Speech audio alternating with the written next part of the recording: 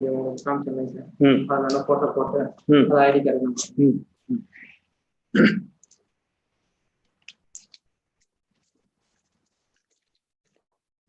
போட்டு சொல்லுவேன். 2 சாயங்காலம்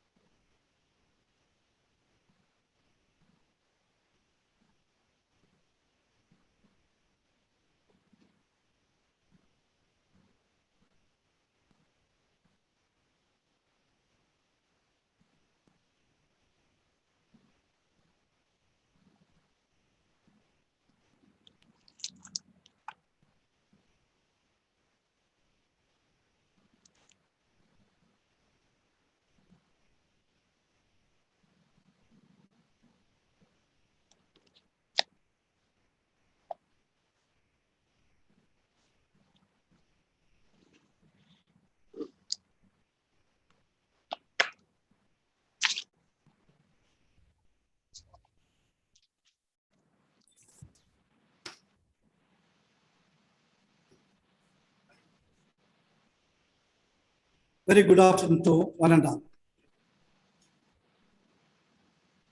Now the program starts. Respected dignitaries, beloved faculty members, learned participants, good evening and welcome to one and all. I deem to it have great pleasure to introduce myself, Dr. T. Pugalindi, Assistant Professor in the Department of Popular Studies. Today, Annamalai University Department of Popular Studies virtual platform and the National Council of Women, New Delhi, jointly organized a national webinar on reproductive choice of women, a fundamental rights. Now the program starts with Tamil Thai Valthu and Annamalai University Arasar Valthu by Dr. K. Rajesh, Assistant Professor of Music, Faculty of Fine Arts.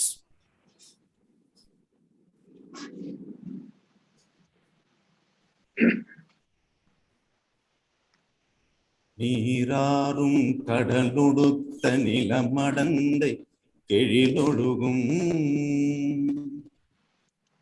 சீராறும் வதனமென திகழ் பரத கண்டமிதில் தெக்கணமும் அதில் சிறந்த திராவிடனல் திருநாடும் தக்க சிறு பிறை நுதலும் தரித்தனரும் திலகமுமே அத்திலக வாசனை போல் அனைத்துலகும் இன்பமுற எத்திசையும் புகழ் மணக்க இருந்த பெரும் தமிழனங்கே தமிழனங்கே உன் சீரிலமை திறம்பியல்ந்து செயல் மறந்து வாழ்த்துதுமே வாழ்த்துதுமே வாழ்த்துதுமே.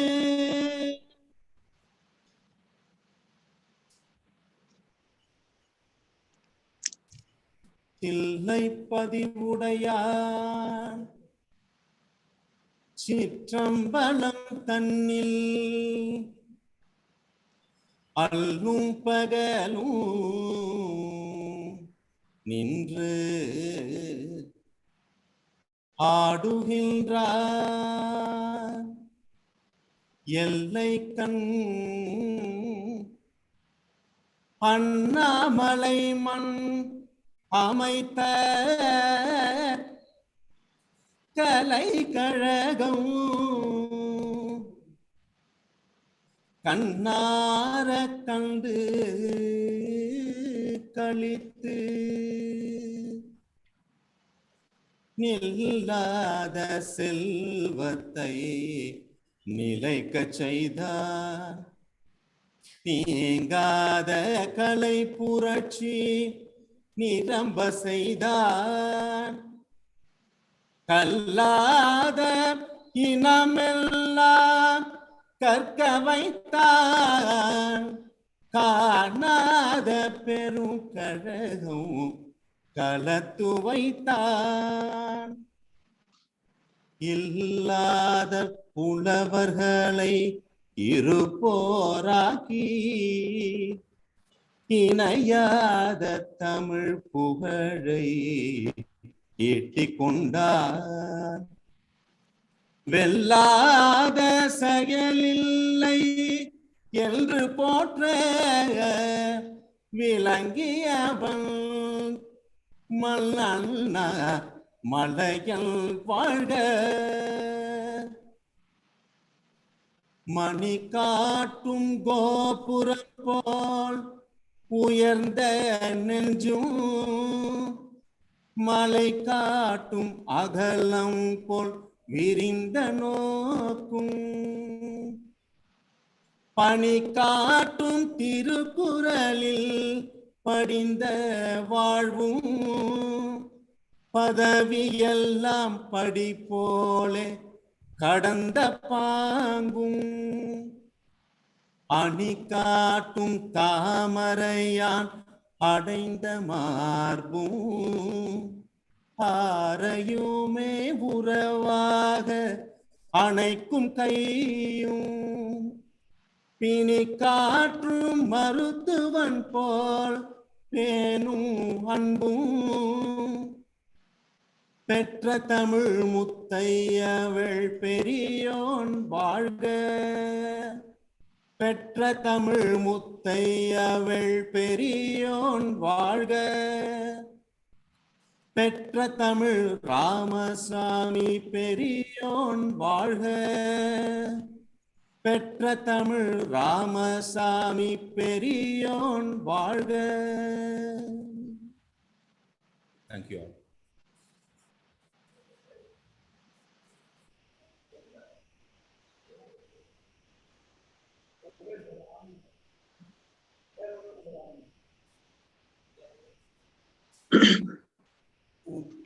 Thank you, Dr.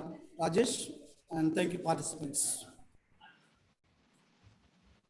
Now, Dr. A.K. Ravishankar, Head Department of Population Studies, often use the quote that all our dreams can come true if we have the courage to pursue them. Our head of the department encourages having courage to all the staff members.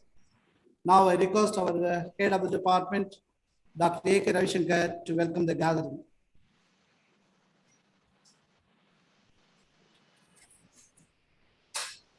Thank you, Dr. Kodandi.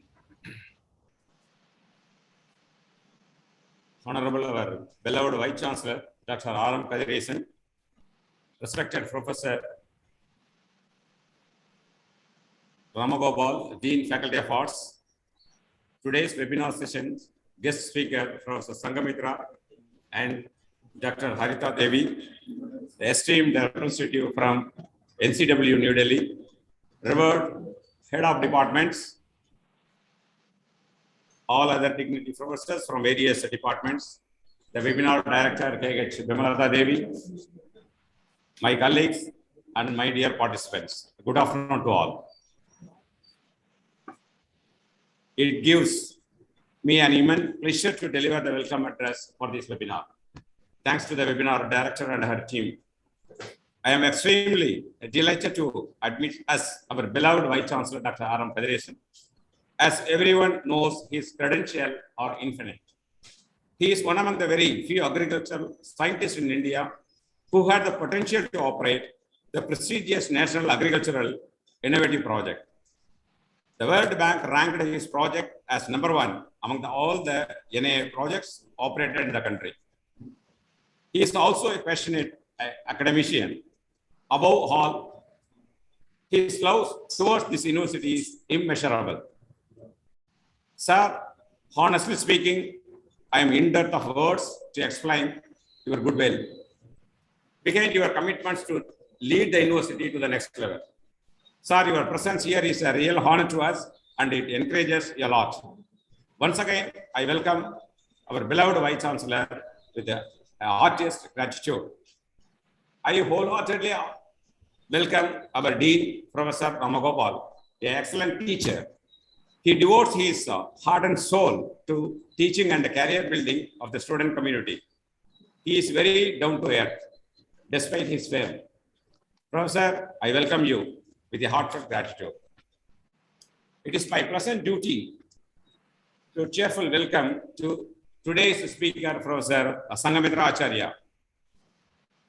At present, Dr. Sangamitra is working in the Center for Social Medicine and Community Health at Jawaharlal Nehru University, New Delhi. She is an outstanding scholar, arguably the most renowned demographer in India. She has contributed significantly not only in the field of demography, but to population, economics, and health. A person of encyclopedic knowledge, she has actively participated in public life and the activities in the international organizations such as UNAIDS, IUSP, and others. Ma'am, it would be our pleasure to have your presence. It is my pleasant duty to invite Dr. Haritha Devi. Dr. Haritha Devi currently working as a faculty at the Tamil Nadu Dr. Ambedkar Law University. Her work deals primarily with women's rights and inequalities with a particular focus on reproductive health rights and gender inequalities. Besides her busy schedule and hectic schedule, Dr. Haritha Devi has readily accepted our invitation without any hesitation and would admit to speak on one of the most trust area in the field of women and reproductive health rights. Ma'am, it is no doubt your presence is not only adding glory to this event, it also makes an elegance to this function because an appropriate person is flag of this webinar. Once again, I welcome you. It is my pleasant duty to invite all the heads of the departments of various studies who has joined and graced this inaugural function. I am truly delighted to welcome all the other dignitaries who present here today. It is my pleasure to welcome the webinar director and her team members, Dr. M. Ravi Prakash, Dr. Vasugi, Dr. Chipugalendi, Dr. K. Mageshwari, and Dr. Ajish Kumar. I am delighted to welcome the research scholars Arun, Surya Devi, Anita, and Special Officer Vutaman, Kumari, and Karunakaran. Last but not least, it is my pleasant duty to bid a warm welcome to all the participants. Once again, welcome everyone for this webinar. Thank you.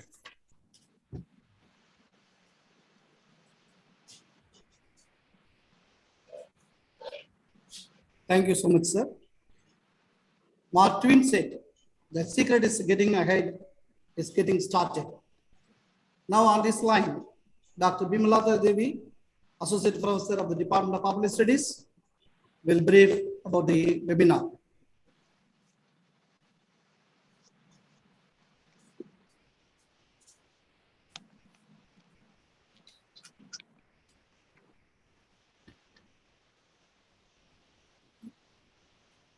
Good evening to our respected Vice Chancellor, Register, Dean, Faculty of Arts, Chairperson of National Commission for Women, New Delhi, HOD from various departments, delegates from various institutions, our eminent resource persons, Dr. A.K. Ravi Shankar, HOD, and my colleagues and the other participants, myself, K. Bimalata Devi.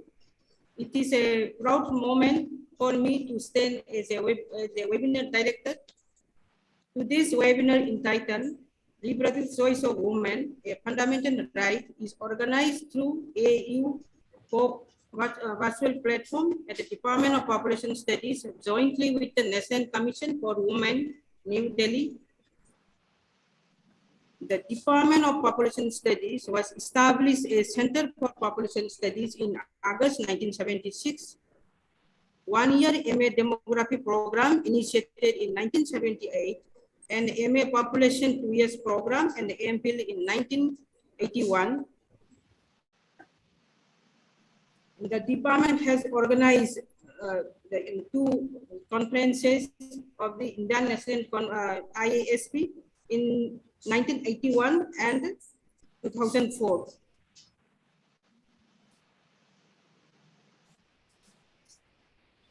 During the 2001, our department has organized 6 webinars until now.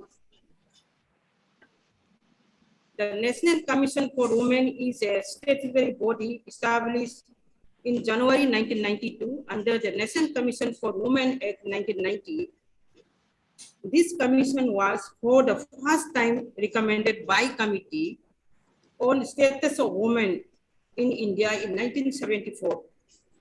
The mission of NCW is to strive towards enabling women to achieve inequality and equal participation in all spheres of life by securing her due rights and entitlements through suitable policy formulation, legislative measures, effective enforcement of laws, implementation of schemes, policies, and the devising strategy for solution of specific problems arising out of discrimination and atrocity against the women. The major functions of NCW include investigate and examine all matters relating to the safeguards provided for women under the Constitution and other laws. Present reports to central government on work done towards these safeguards. Make recommendation for effective implementation of such safeguard to union or state governments. Work towards women's rights. Call for special studies or investigation into specific problems or situations. Participation in planning process of socio-economic development of women, etc. The NCW is made up of a chairperson, 5 members, and a member secretary. The persons committed to the post of women is nominated and appointed as chairperson by the central government. At present, Srimati Rekha Sharma is the chairperson, National Commission for Women, New Delhi. This webinar will enable to create a general awareness about the reproductive rights of women, a fundamental right. I believe that by organizing and participating this webinar, we are in the right place and the right time to share and extend our knowledge. I am confident that this webinar will be fruitful. Thank you.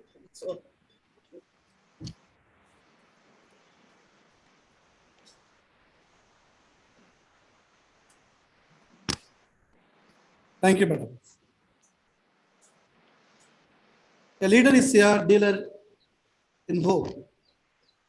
He is a man of unique personality, often sows the seeds of the hope and will in the minds of the young aspirants. He is a great guiding force to all of us. Now I invite the Dean Faculty of Arts, Professor Ramagopal, to deliver a presidential address. Sir? Yeah. Dr. Kadiresan,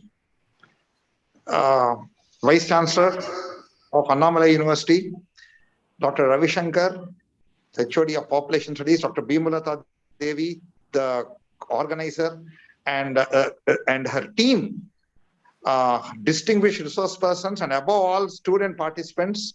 I should first thank the organizers for inviting me to participate and to deliver the presidential address in a very, very important theme of reproductive rights of women, a fundamental right. In fact, I'm very happy that in the theme, they made it a point to mention that the reproductive rights of women is a fundamental right. Martha Nussbaum, outstanding philosopher who collaborated with Amartya Sen, the Nobel laureate, in her list of what she calls basic capabilities, the basic capabilities, 11 basic capabilities, 11 freedoms, which make a woman's life a life of well-being, she includes reproductive rights. In fact, economic historians say that the right to have children whenever they want, whenever the women want, has been one of the most liberating, was a very, very liberating idea, and was a big blow for women's rights, for gender empowerment. And we in India should be very proud that our law, to what extent the law empowers women with regard to reproductive rights. Whether these rights are being implemented on the ground, whether women in certain traditional societies are being prevented from the fundamental right, reproductive right, is something which may be discussed in the course of this workshop. So I am very happy that the Department of Population Studies is conducting a webinar on this very, very important topic of reproductive rights of women. It is, I should congratulate Dr. Bimalata Devi, the organizer, Dr. Ravi Shankar, the HOD of the department, and the team for inviting outstanding scholars, for enlightening all of us on this very, very important theme. Thank you very much.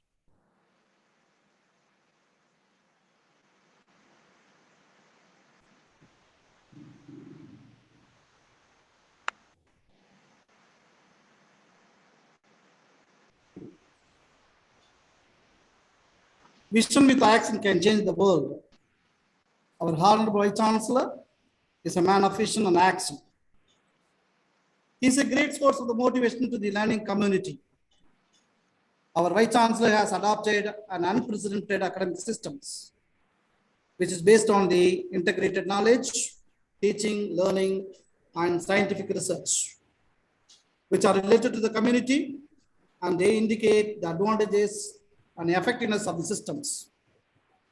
On this occasion, now I invite our Honorable Vice Chancellor to deliver an inaugural address. Start, please. Good evening, all of you. Am I audible? Yes, sir. Okay, thank you all for giving me this opportunity in this nice evening. Dr. Ramagopal, Dean, Faculty of Arts, Dr. A.K. Ravi Shankar, my beloved friend, HOD of Population Studies, Dr. Pugalendi, Dr. Bimalata Devi, Dr. Sangamitra, Dr. Harita Devi, and dear participants, the representative from National Commission for Women. Very good evening again. And I'm happy that the Population Studies Department is organizing a webinar in collaboration with the National Commission for Women, New Delhi, on a very important topic. Probably I learned from the previous speakers, because I don't know much about the fundamental rights of women and other things, because I strongly believe nobody on the earth is omniscient or omnipotent. My knowledge about such of those things is limited. But I always used to appreciate the role of women in the entire society making process and in the process of making one's own career. because I strongly admire some of the literatures which I read from my own mother tongue.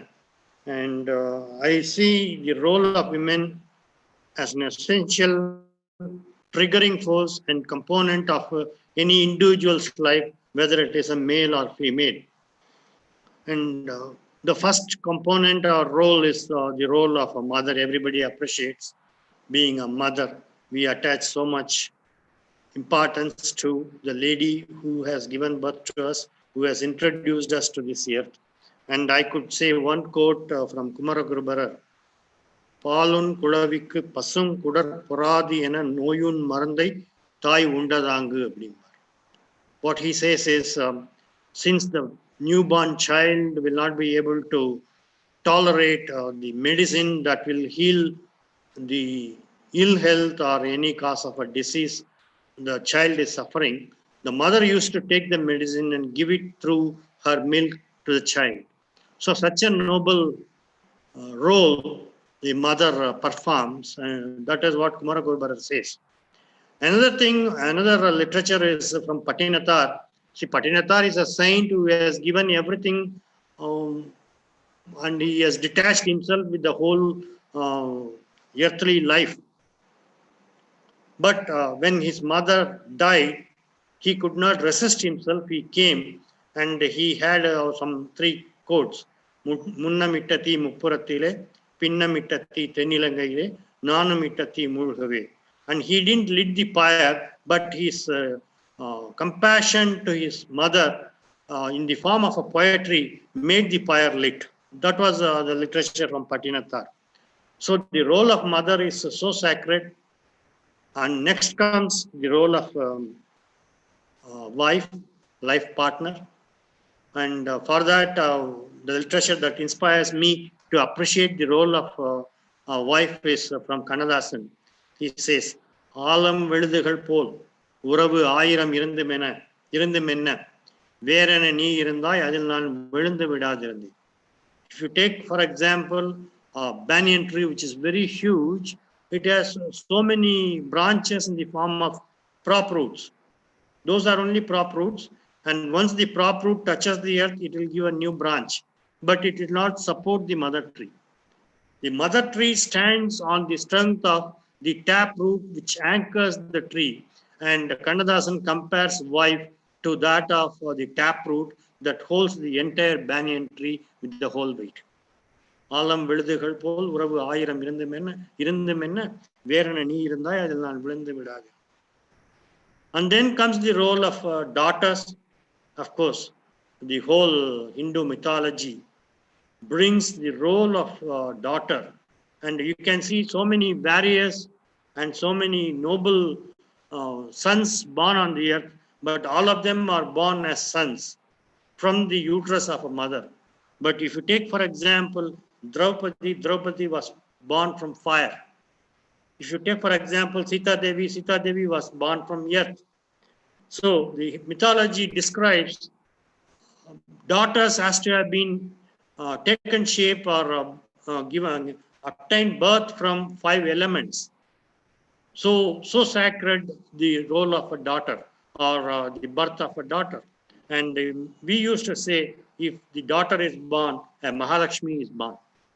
And we would prefer the first child to be a daughter rather than a son.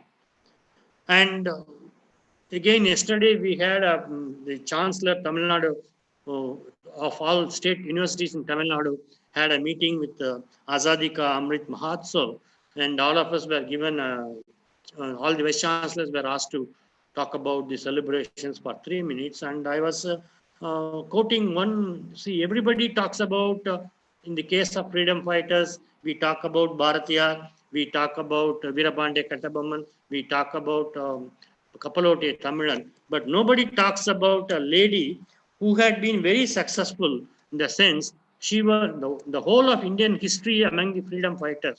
The only lady or the only king who got back her kingdom from the British rule by fighting with an army after losing her husband. Such a heroic lady. Nowhere else we could see such a king or a queen getting the kingdom back from the British rule. And it is only that lady, that is Velu Nachiyar from Tamil Nadu. So the girls or women, they have exhibited their potential in all spheres of life throughout history and throughout literature.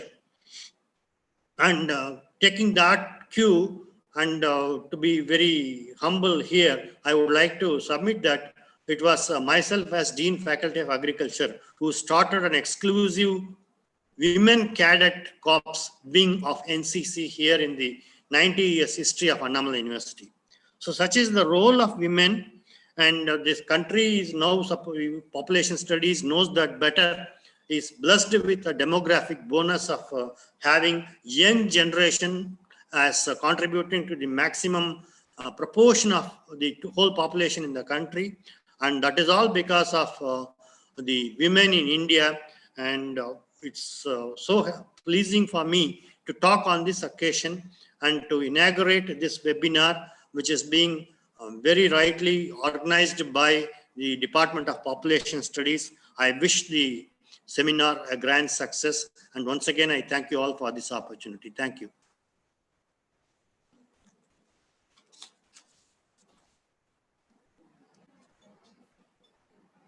Thank you for your inspirational inaugural address and rightly pointed out about the mother and daughter. And said that daughter is Lakshmi of a family.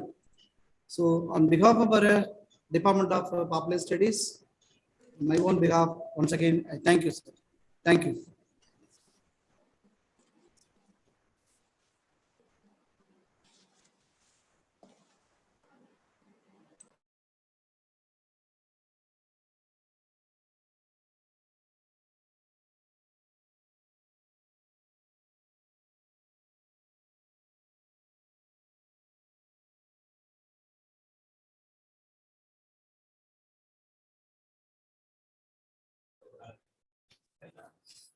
Dear participants of the webinar,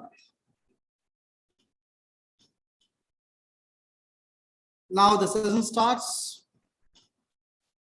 Each session for 1 hour. Our eminent speakers will deliver their lecture 40 to 45 minutes. And then 10 to 15 minutes will be the discussion. And if you have any questions, you may ask directly to speakers or send your questions through the chat box. We encourage and expect your fruitful discussions and questions. Thank you. Now the session 1 starts. Ariana Huffington said that we need to accept that we won't always make the right decisions, that we will screw up royally sometimes, understanding that failure is not the opposite of the success. It is a part of a success. Really, madam is an expert. The session expert is going to deliver on reproductive choice of women and fundamental rights. Our expert, Dr. Harita Devi, is an associate professor, School of Excellence in Law, the Tamil Nadu Dr. Ambedkar Law University, Chennai. She has 18 years of teaching experience with a specialization of commercial law and constitutional law. Professor is presently holding head of the department in charge of the Department of Environmental Law, the Tamil Nadu Dr. Ambedkar Law University. And the charge of a director in charge direct research and publications. She has awarded a PhD degree in the topic reproductive right of the women, emerging legal trends in India. She has presented around 40 papers, both national and international conferences, and also participated in 25 conferences and workshops. Madam has chaired for 35 sessions and participated as a resource person in national and international conferences. She has published 15 articles of journals, 5 edited volumes, and she has published a book. It is a great pleasure to me to invite you in the grand occasion. Ma'am. Thank you, sir. Thank you. Hope I am audible. Yes, ma'am. Yes. Good evening to all the dignitaries present, Honorable Vice Chancellor of Annamalai University. First of all, I would like to thank all of you for inviting me for this very good topic and very close to my heart, I should say, because my research topic itself was reproductive rights of women, emerging legal trends in India. At the outset, let me thank the organizers, the webinar director, ma'am, and HOD sir, Ravishankar sir, because it is he who first sent me a mail asking whether I would like to talk on this topic. Thank you very much for inviting me. Can I share my screen, sir? If I'm allowed to share my screen? Is it seen? Visible, sir? Is it visible? Yes, ma'am. Okay. Thank you. Thank you. Yes. So actually, I have chosen, or I would say I was given the topic of reproductive choice of women, fundamental right. Yes, the whole webinar is about this topic, as you all know. And as our speakers before or the inaugural session guests have rightly pointed out, this is one of the very, very important right of a woman so that she enjoys other rights. Always in India or elsewhere, we have seen struggle by women communities, I would say, to bring this right to the forefront itself. That itself took a very, very long time. To speak about reproductive rights or from their reproductive choice, it would be better to just quickly go to the evolution part, or from where does this topic called reproductive choice of women emanates. We need to look into that first. So I welcome you all for this session on behalf of myself. First, let me go. It's reproductive rights definition. You may think, or at least some of the participants might think, why we begin with reproductive rights definition. It's because the ICPD, that is International Convention on Population and Development, in the year 1994. So for the first time, the term reproductive rights itself was used under this convention only. So from there only, the so-called, or today we are speaking very loudly about reproductive rights, sexual rights, reproductive health, maternal mortality, many things we are today speaking. But this all started only in 1994. The program of action adopted at this conference called ICPD, it is a consensus document, the end product of the process of negotiation and compromise involving around 180 states. So that was the first time we see that globally, many states came across one table and said, yes, there is something called reproductive rights also. A separate chapter in this program of action addresses gender equality and empowerment of women, placing the eradication of sex discrimination as a priority objective of the international community in relation to policies and programs of population and development. So as I told you, this was the first time that gender equality means it includes protecting these rights also. A woman can be empowered only if her health is taken care of. So that thought to the international community itself came only from this conference. Chapter 7 entitled Reproductive Rights and Reproductive Health articulates the principle of autonomy, and it is autonomy and is also central. So the central theme of this program of action only brought forward the so-called reproductive rights. In fact, reproductive health in this program of action is defined in section 7.2 as a state of complete physical, mental, and social well-being in all matters related to the reproductive system, which implies that people are able to have a satisfying and safe sexual life, and that they have the capability to reproduce and the freedom to decide if and when and how often to do so. So when to reproduce, that thought, that idea of making it as a right came only from this conference. In fact, it is ICPD referred to the term reproductive rights. And you are seeing the definition on the screen. Reproductive rights, according to ICPD, is it rests on the recognition of the basic right of all couples and individuals to decide freely and responsibly the number, spacing, and timing of their children, and to have the information and means to do so, and the right to attain the highest standard of sexual and reproductive health. So many things, in fact, this definition includes many things into it. It looks very, very simple. Oh, what is there? Say a couple is there. They decide when to have a children, or they will give, the woman will give birth to a child. What is there? It's such a small or a very, very normal thing for we people or generally to take it into, because we see around us when somebody say person, man and a woman, sorry, a boy and a girl gets married, immediately the question will come, when are you going to have children? Say 1 year, if they don't have children itself, the question comes from the around all of us. So having children is not a big issue at all. And that too, a country like India, which is the most populous country. So definitely not a problem at all. That's what we think.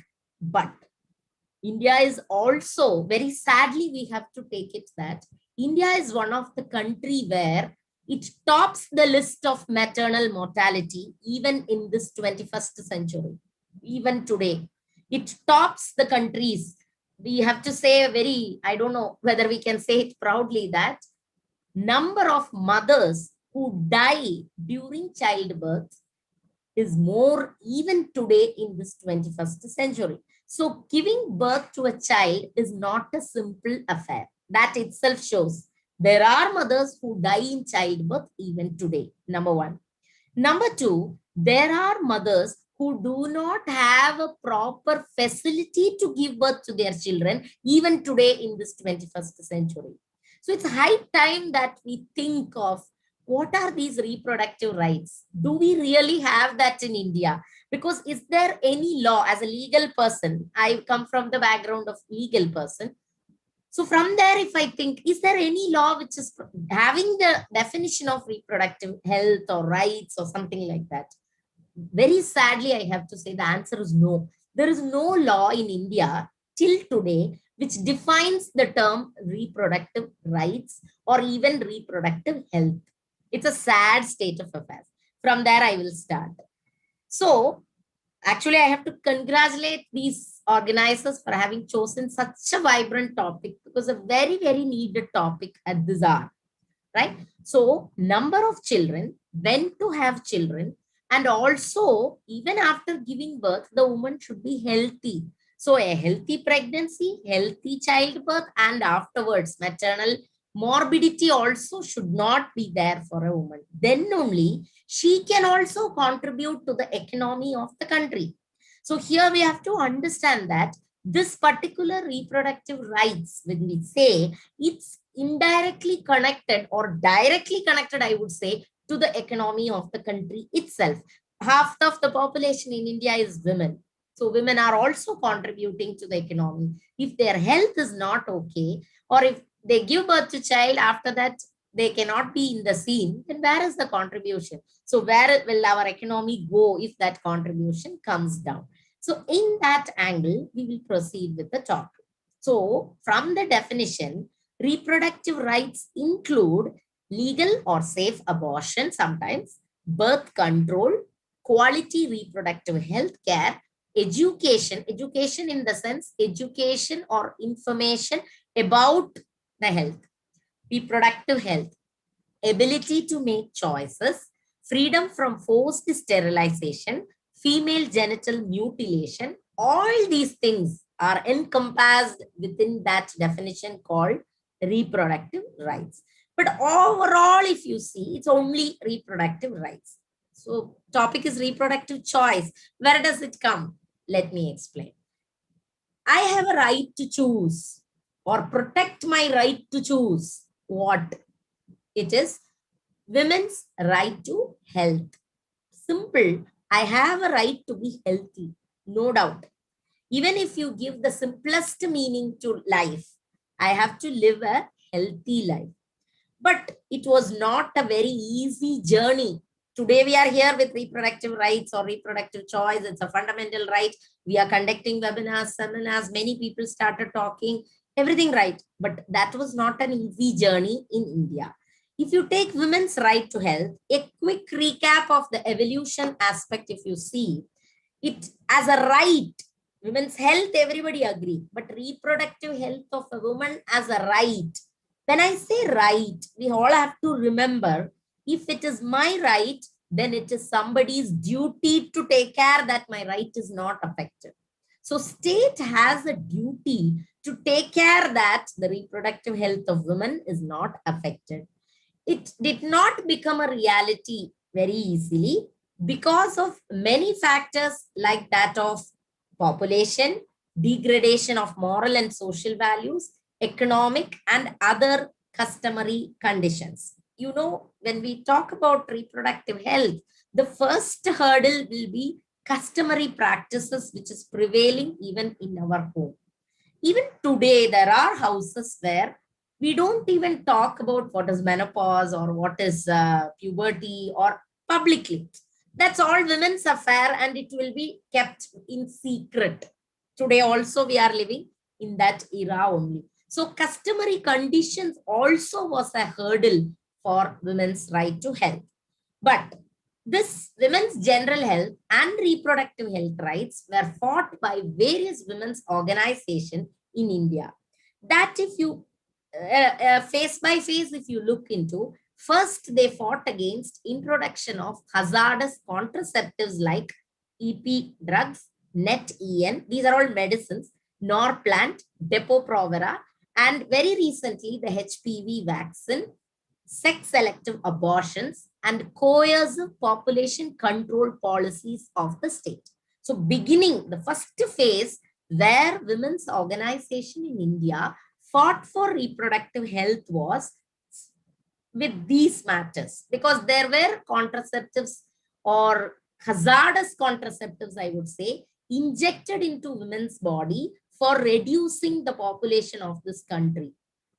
Today, we believe that as if population control of the country is dependent only on women. It's treated like that. It was treated like that. It is treated like that even today. And the evolution period clearly shows that there was no consensus among even the women's groups who fought. What was the definition? What is reproductive rights in India? A clear-cut definition was absent. That's why this evolution stage was, I would call it, only as a struggle. But the success of this evolution period is they could bring forward the point called there is something like this. At least people started to talk. As I told you, what we were talking very secretly at home came to the forefront.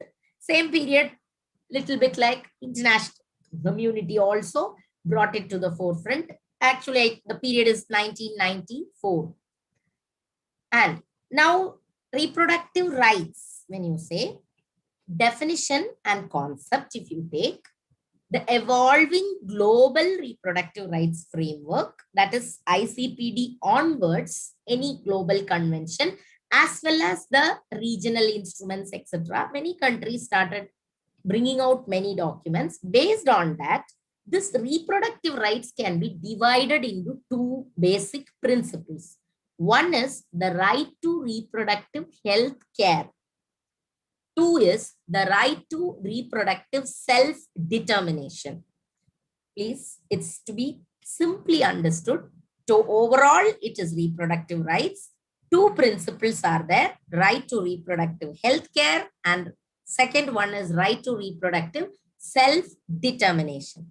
Now, when you divide this reproductive health care, it can be physical health and mental health.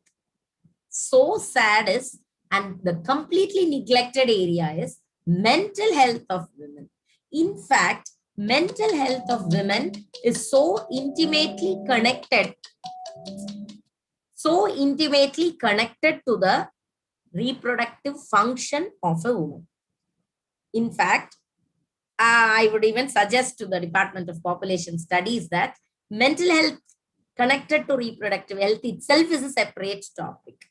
But to give a brief on it, a girl attaining puberty, from there till a woman attains menopause, in all stages, she undergoes mental, I would say, stress, depression, anxiety in every stage. You might have heard people telling she'll be angry, she'll get mood swings, she's shouting at people. Yes, it is intimately connected to her reproductive function, which nobody around her realizes. That is the saddest part of it. Even people around us do not realize, even people at home do not realize that it is because of this reproductive functions that she is performing that causes her the mental health differences. So reproductive health care can be divided into physical health as well as mental health. And right to reproductive self-determination can be divided into reproductive choice and right to access to services, reproductive health services. So here comes the term called reproductive choice. So right to reproductive self-determination. Very simple quote, or in one line, if I have to say, what is reproductive self-determination is, it's my body, my right to choose. That's all. It's my body. I will determine what to do when. If that is allowed to her, that is called reproductive self-determination. So in order to achieve reproductive self-determination, my reproductive choice must be protected, as well as I must have access to health services or whatever, which will develop or protect my right of reproductive choice. But if you look into the statistics, a small, maybe may not be a clear, correct statistics, but there are some startling facts about women's reproductive health in India, which will give you an idea of how women are deprived of their basic rights, needs, and health scenario. As I told you, India tops the list of countries that are said to have the highest mortality rates during delivery and even the highest number of non-school going girls. You might think how this is connected. Yes, stop the girl from the school, she'll get married. So at an early age, she will give birth, her sexual rights are affected, and maybe that leads to maternal mortality also. 25% of the total number of girls born in India don't even live to see their 15th birthday.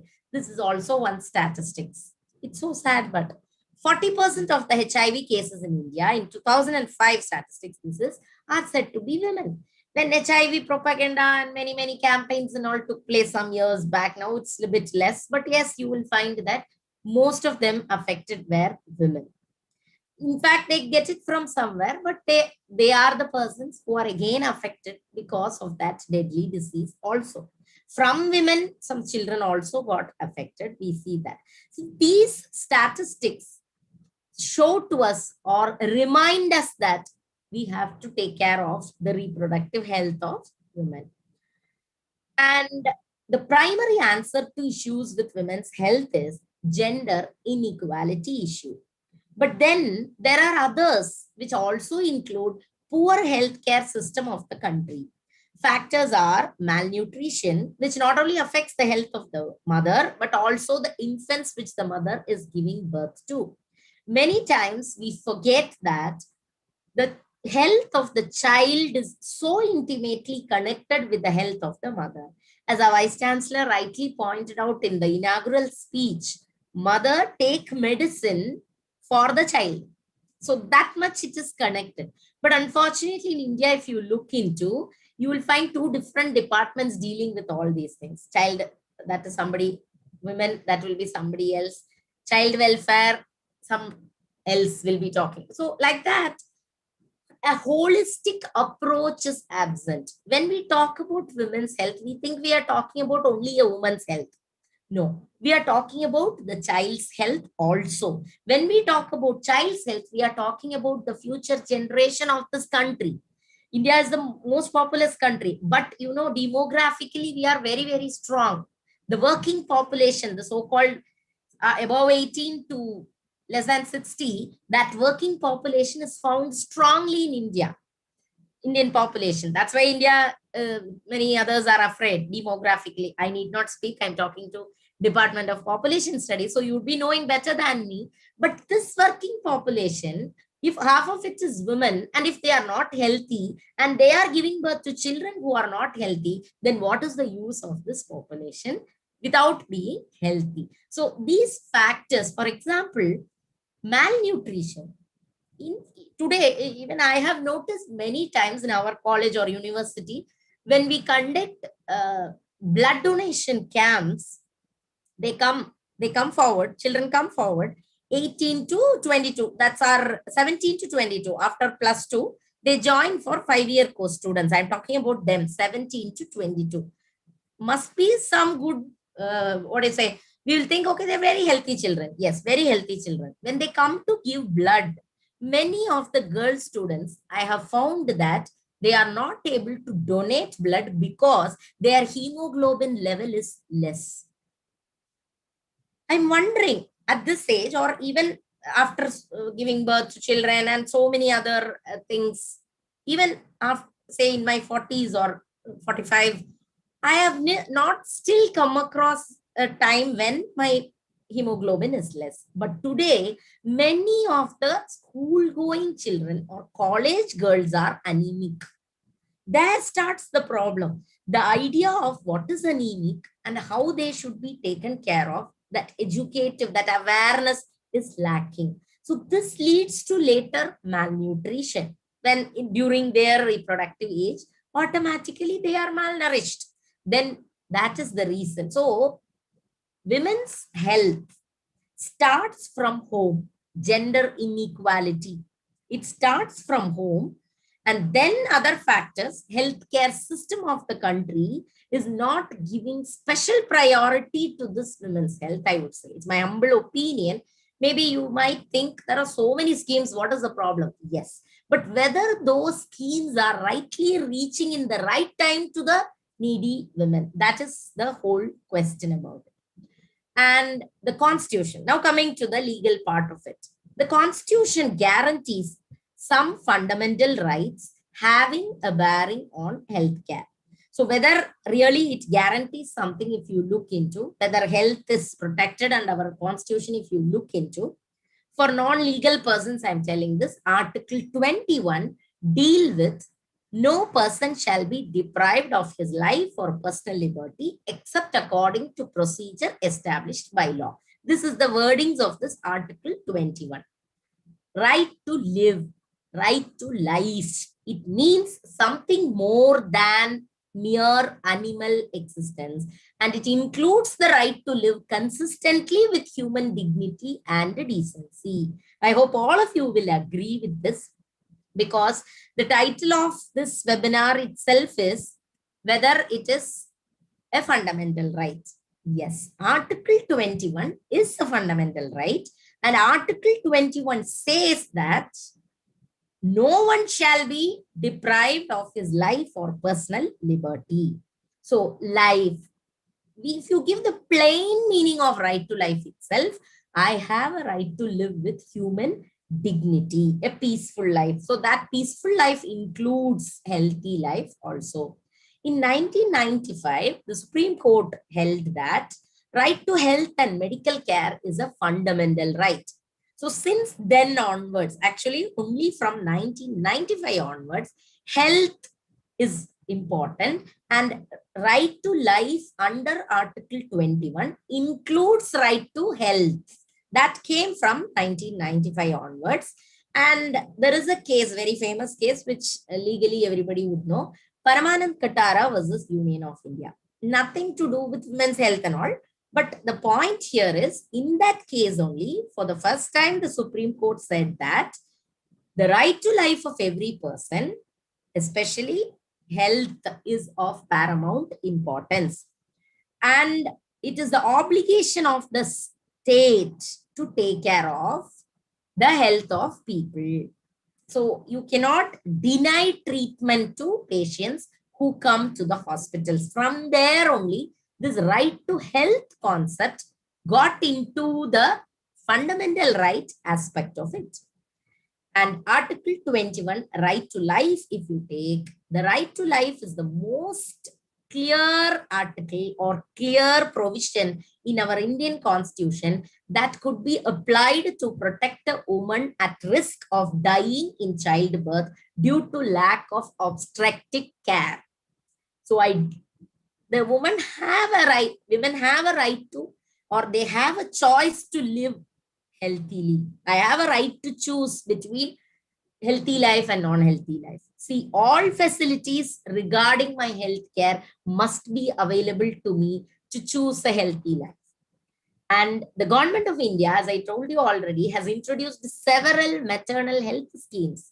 But the continued lack of implementation, successful implementation of these policies and schemes, combined with, of course, red tape, some corruption, etc., within the health system and public distribution systems, have prevented women from receiving these benefits and services. And this contributes to the high incidence of preventable maternal deaths. In fact, maternal mortality can be easily prevented if you give them one hand, say maybe 1 hour before sometimes. It's time. Sometimes they don't reach the hospital at the right time because they do not have access to facilities.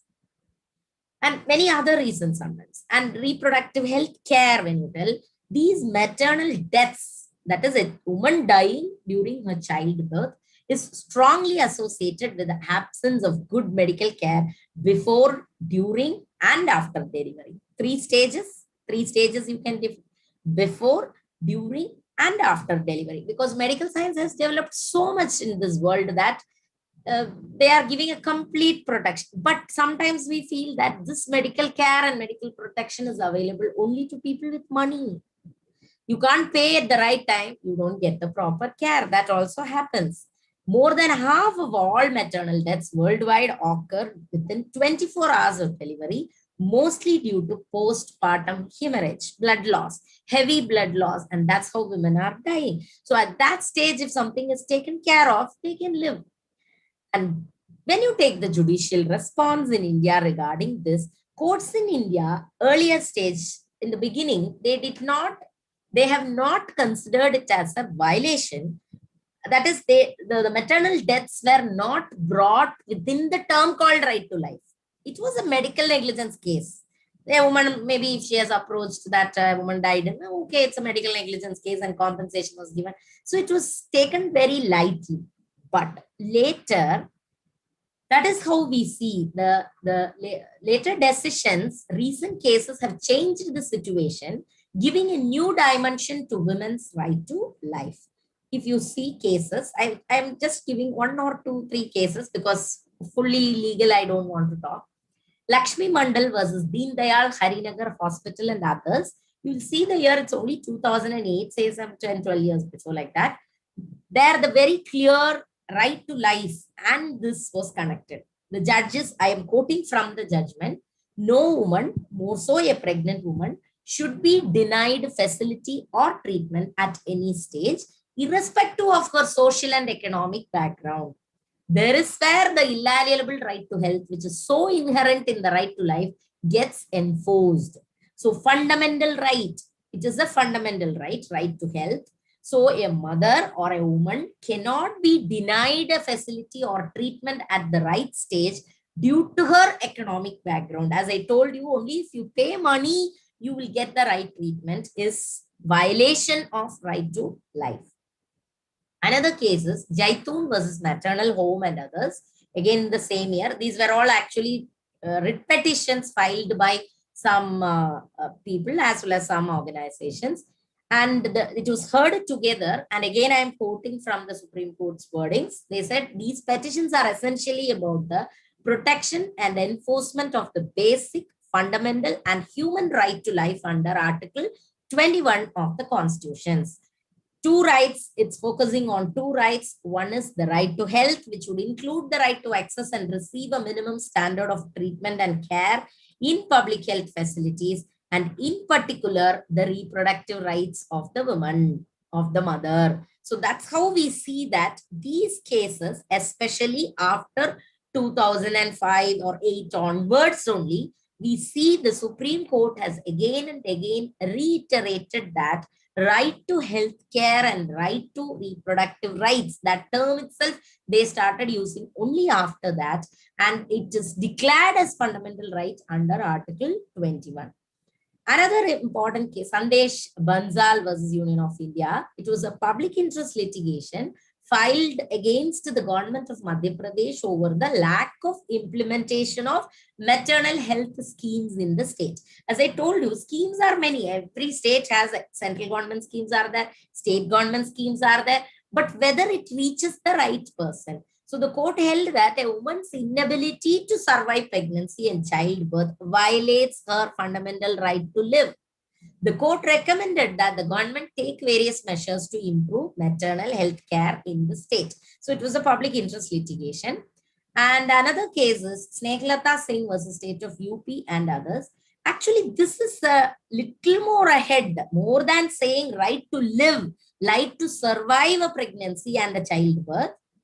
After that, this is the first maternal morbidity case.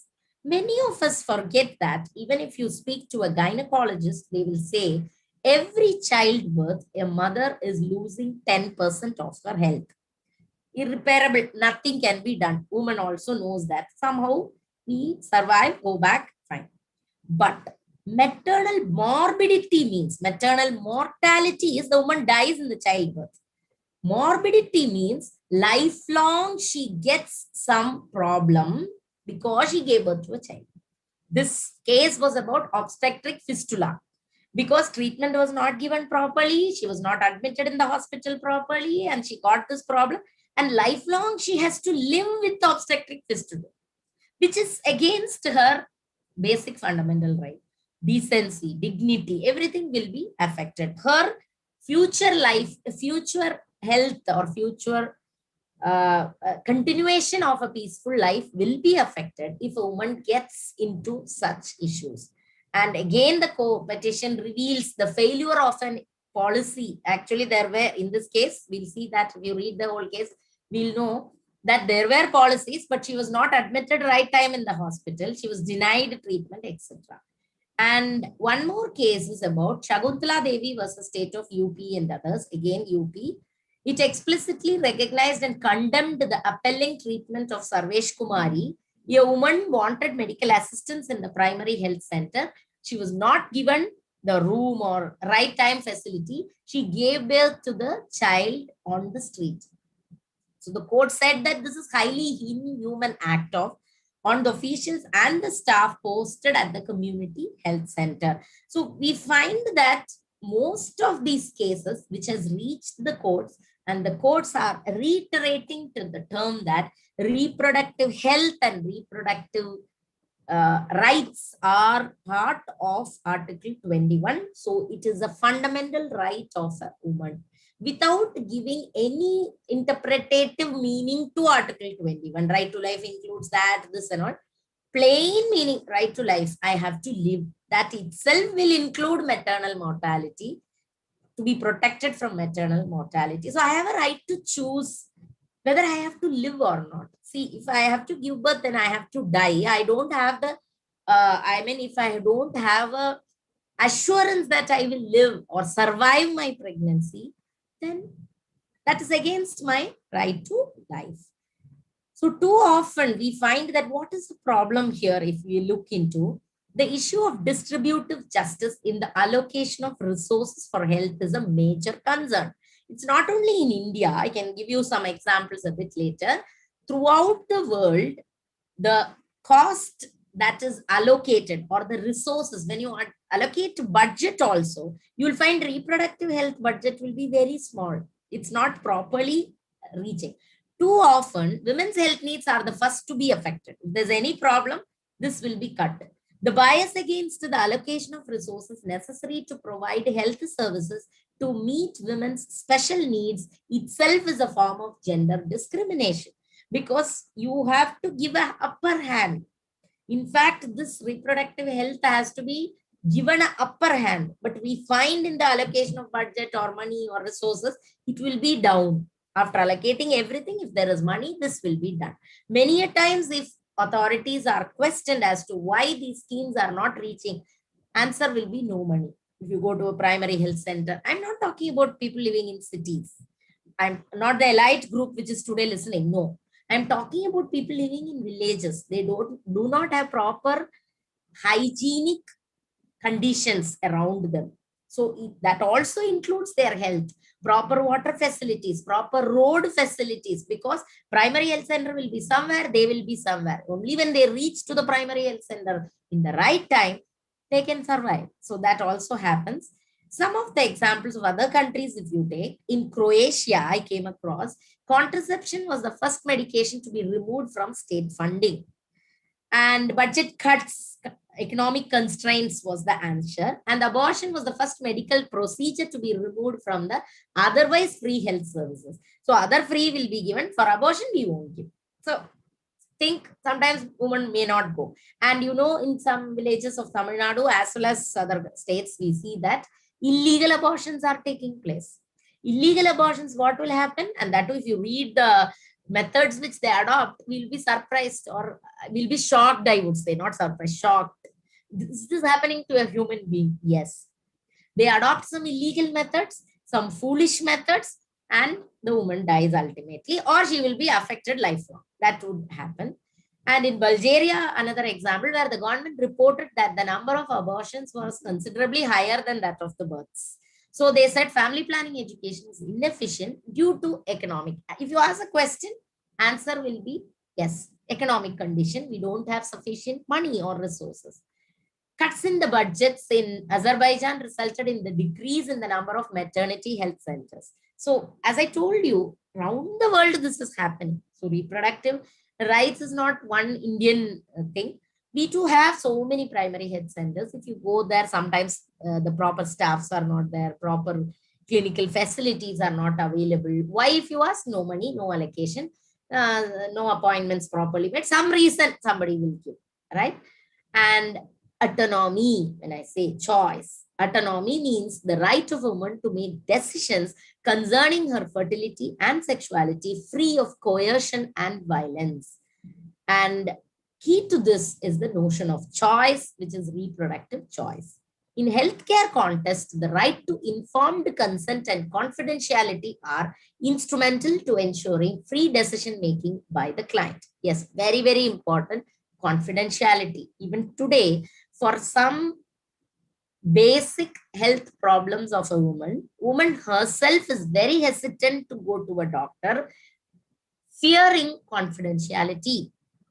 There was a time long before, maybe our mother's period or some, if you go to a gynecologist at a very young age itself, people will talk bad of you. Why should she go to a gynecologist? Something wrong. Her character is wrong. Conduct is wrong. Many things they say. So they suffer the complications themselves, and finally it leads to bigger complications. So these rights, in fact, when we say reproductive rights, impose certain correlative duties upon healthcare providers and delivers of services. Whoever gives that services, they have a duty. Very specifically, state has a duty, and the doctors or anybody who is providing the healthcare services, they are bound to disclose information of proposed treatments and their alternatives so as to obtain the informed consent of the client. How many times it takes place? How many gynecologists are ready to tell that this is what we are going to do to you? You be aware of this. This is normal delivery. If that doesn't happen, it will have to go to cesarean. Why are we doing C-section? How many doctors reveal? And if after revealing everything, if I take a decision, then only it is right to choose. I chose to go for that. That doesn't happen. All of a sudden, somebody will tell, yes, we are going for, that's all. So it's all doctor's notion that is taken into consideration. Whether a woman is willing, woman wants, woman knew, at least whether did I know that this is what is happening to me? No. In fact, that's what we practically see.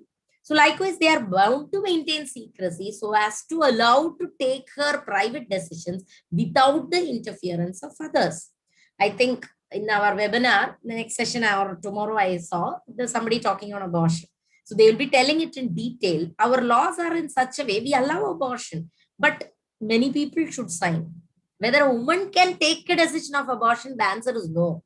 Father should sign or husband should sign, etc., etc. So it's a collective decision only she can take.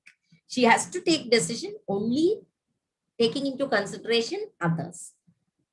And autonomy means a woman seeking health care in relation to her fertility and sexuality is entitled to be treated as an individual in her own right. As I told you, it's my body, my right. I will decide when to have. But whether that is available in India, the answer is still no. And this is a matter, among other things, of a woman's right to equality before the law as to her legal capacity.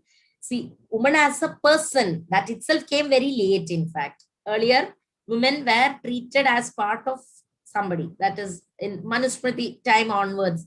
Beginning, fathers, next husband, then old age son. So that's how she was taken, or brother. Everybody will be there around to take decisions. But later, no, woman also is a separate person. That is now recognized. Legally, I am also a separate person. But whether I can take decision on my reproductive right, no. Still we are in that old age only.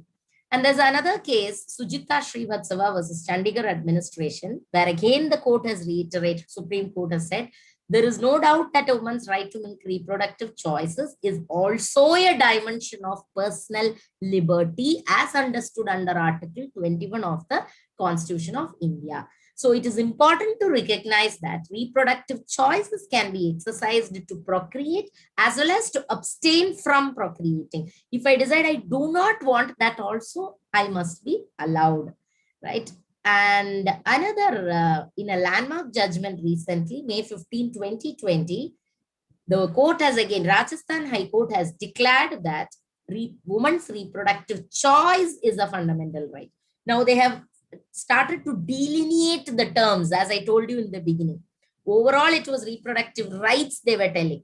But now, specifically, they have said reproductive choice. Yes. But this case is a very sad part of it. This judgment is a part of a case where a child rape survivor had conceived and she was going from one door to another to seek permission to abort the child.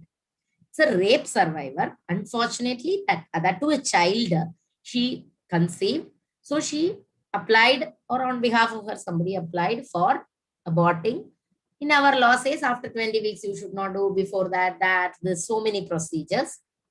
And for a developing country like India, where bodily autonomy for children is non-existent, this is a huge achievement, I would say, this judgment.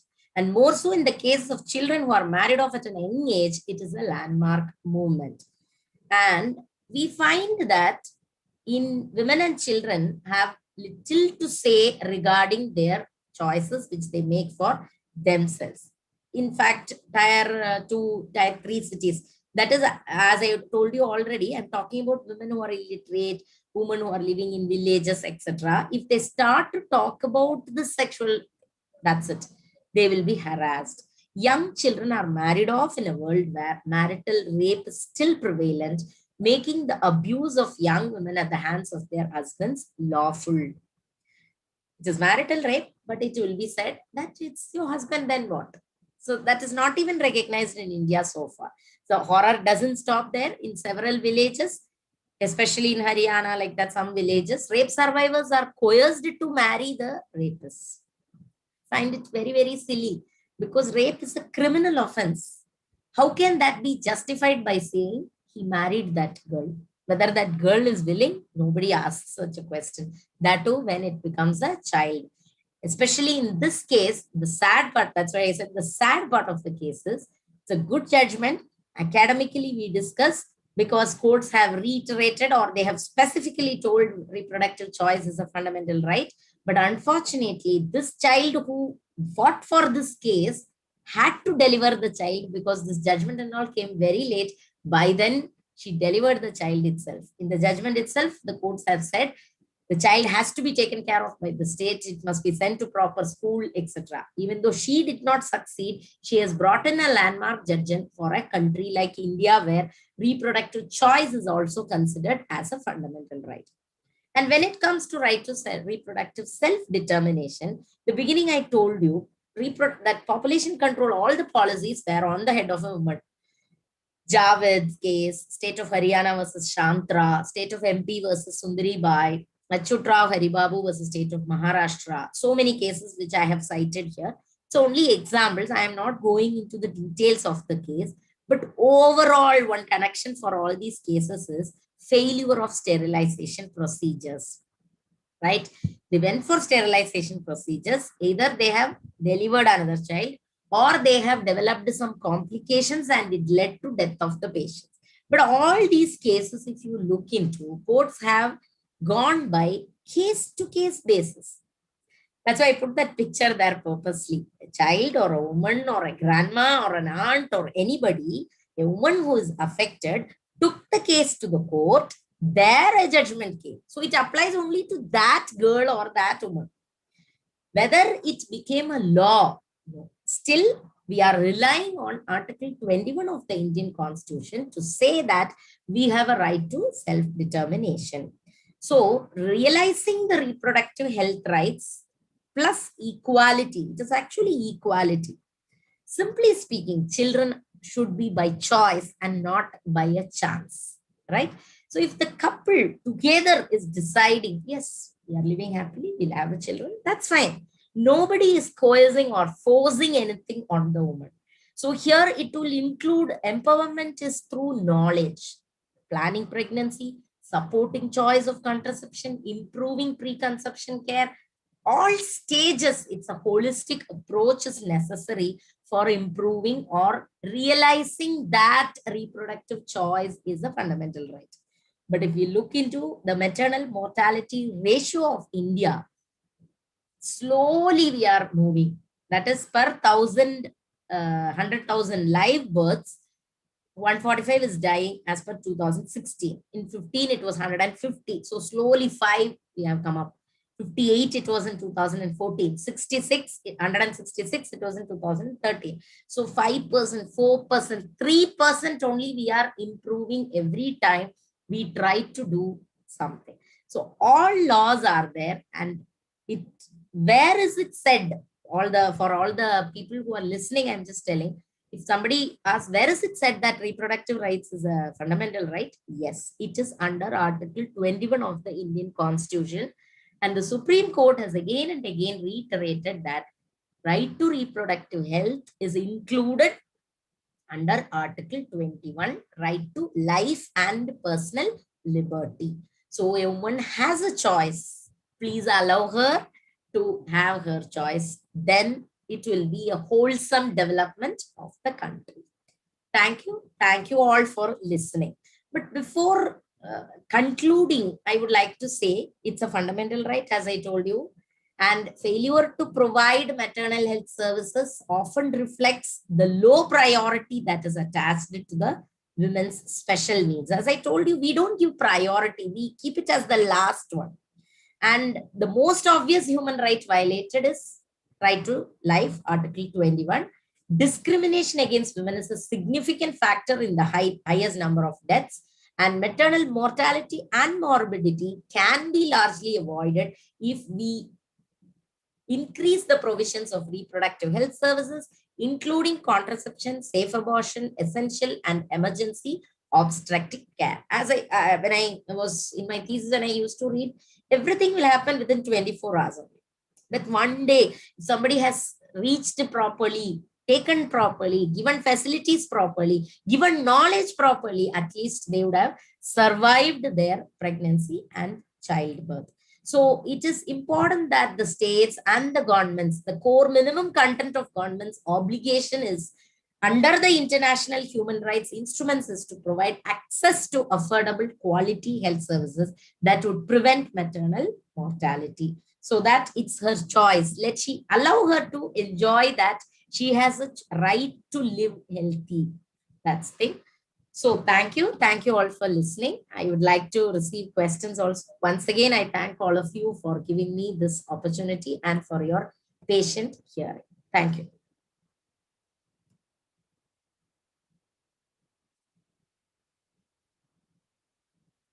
Am I audible, sir?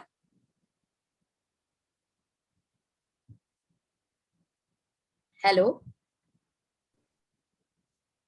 Yes, ma'am. Yes. Yes. Thank you, madam. Any questions? I would be happy. Now the forum is open. Anybody can ask the questions related to the topic. Any participants, you are welcome.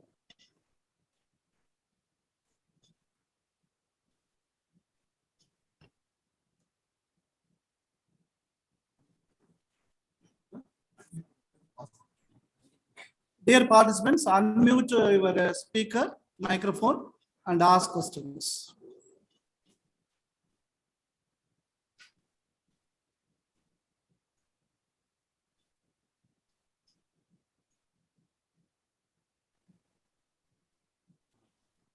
Any participants, please? Yes, sir. Yes, sir. Yes, sir. But you are not very much audible, sir. Little more clearer.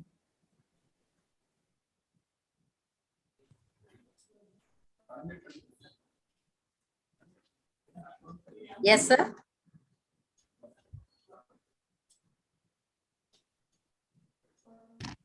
Good evening, madam.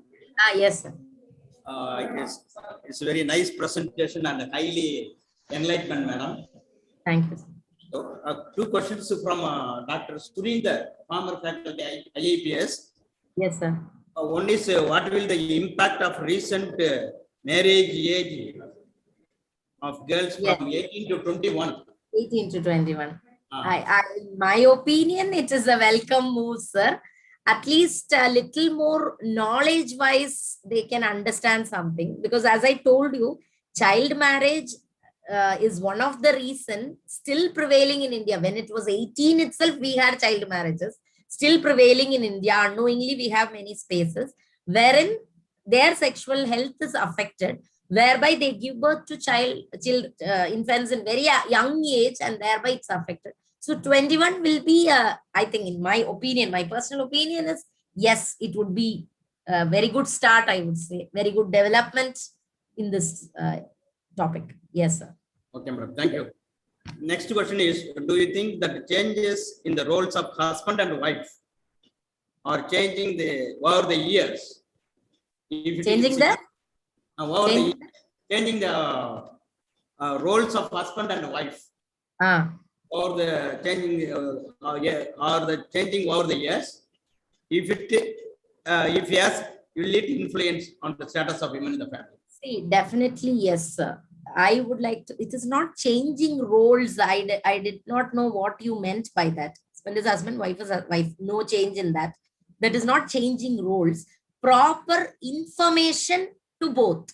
That is very important, I feel. Because many times when we are talking about reproductive health of women, we avoid men.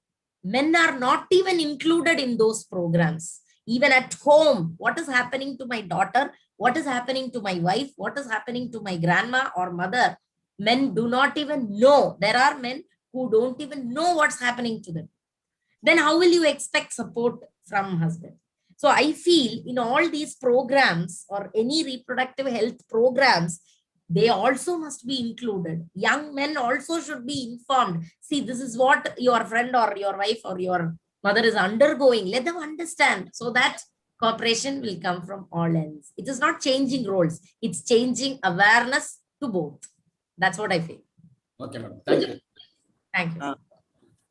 Now I am Ravi Prakash, Associate Professor of Population Studies, Aranam University. I want to get clarification from you, madam.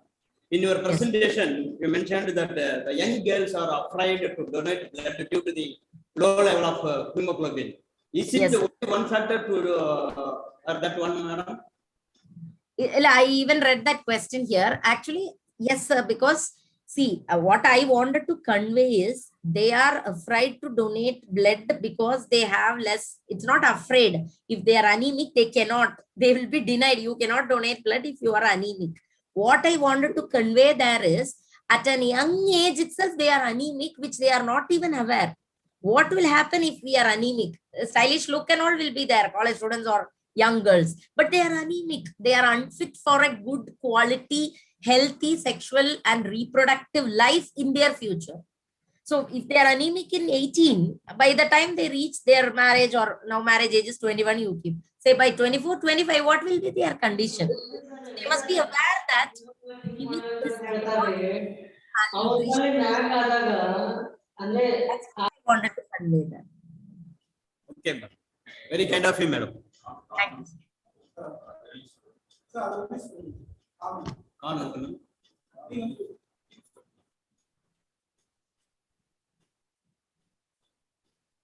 Madam, there is a question from Major Khan. Hello.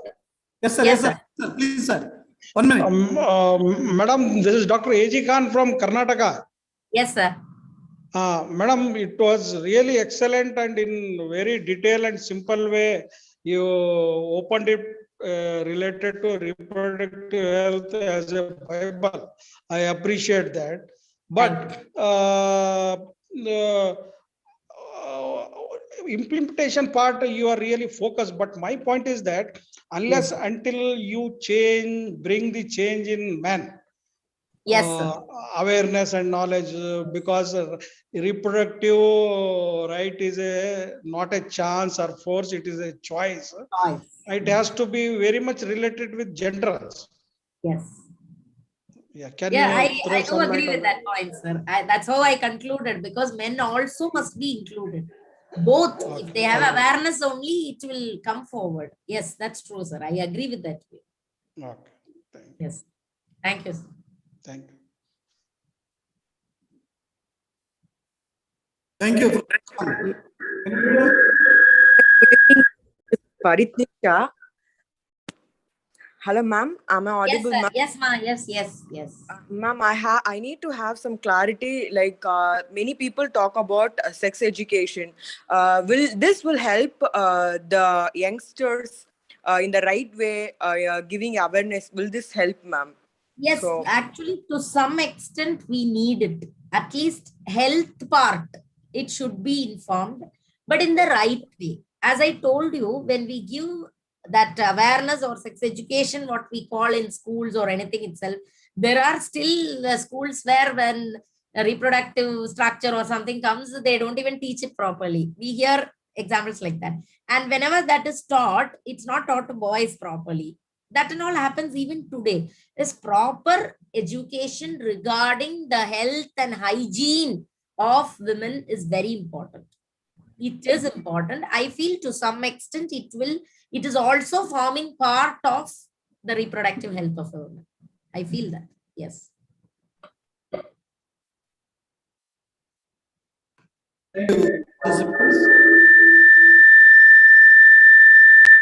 Though you have a lot of questions due to the time concern. Yes. We want to invite the second resource person. Thank you, madam. Your deliberation collaborative about the health of the woman. You started with a simple definition and end with various articles on maternal mortality, maternal death, morbidity, etc. On behalf of our department and organized committee, we convey our sincere thanks to you, madam. Thank you. Do you have a YouTube link, sir? Yes, ma'am. Yes, ma'am. If that is there, please do send me, sir. Sure, madam. Sure. Is it recorded also? Yeah, it is recorded. Please do send me. Thank you. Thank you very much for the opportunity. Yes,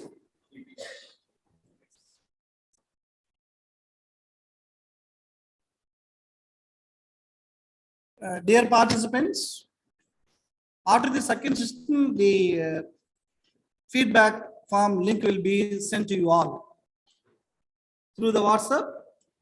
So go through the WhatsApp. And now it is the time for the next resource person. Our next resource person, Professor Sangamitra Acharya. She is always readily accepted our invitations, even though it is a short span of time. Always, Madam supports to develop our skills and further and further. Professor Sangamitra Acharya is a professor in the Center of the Social Medicine and Community Health, School of Social Science, Jawaharlal University, New Delhi.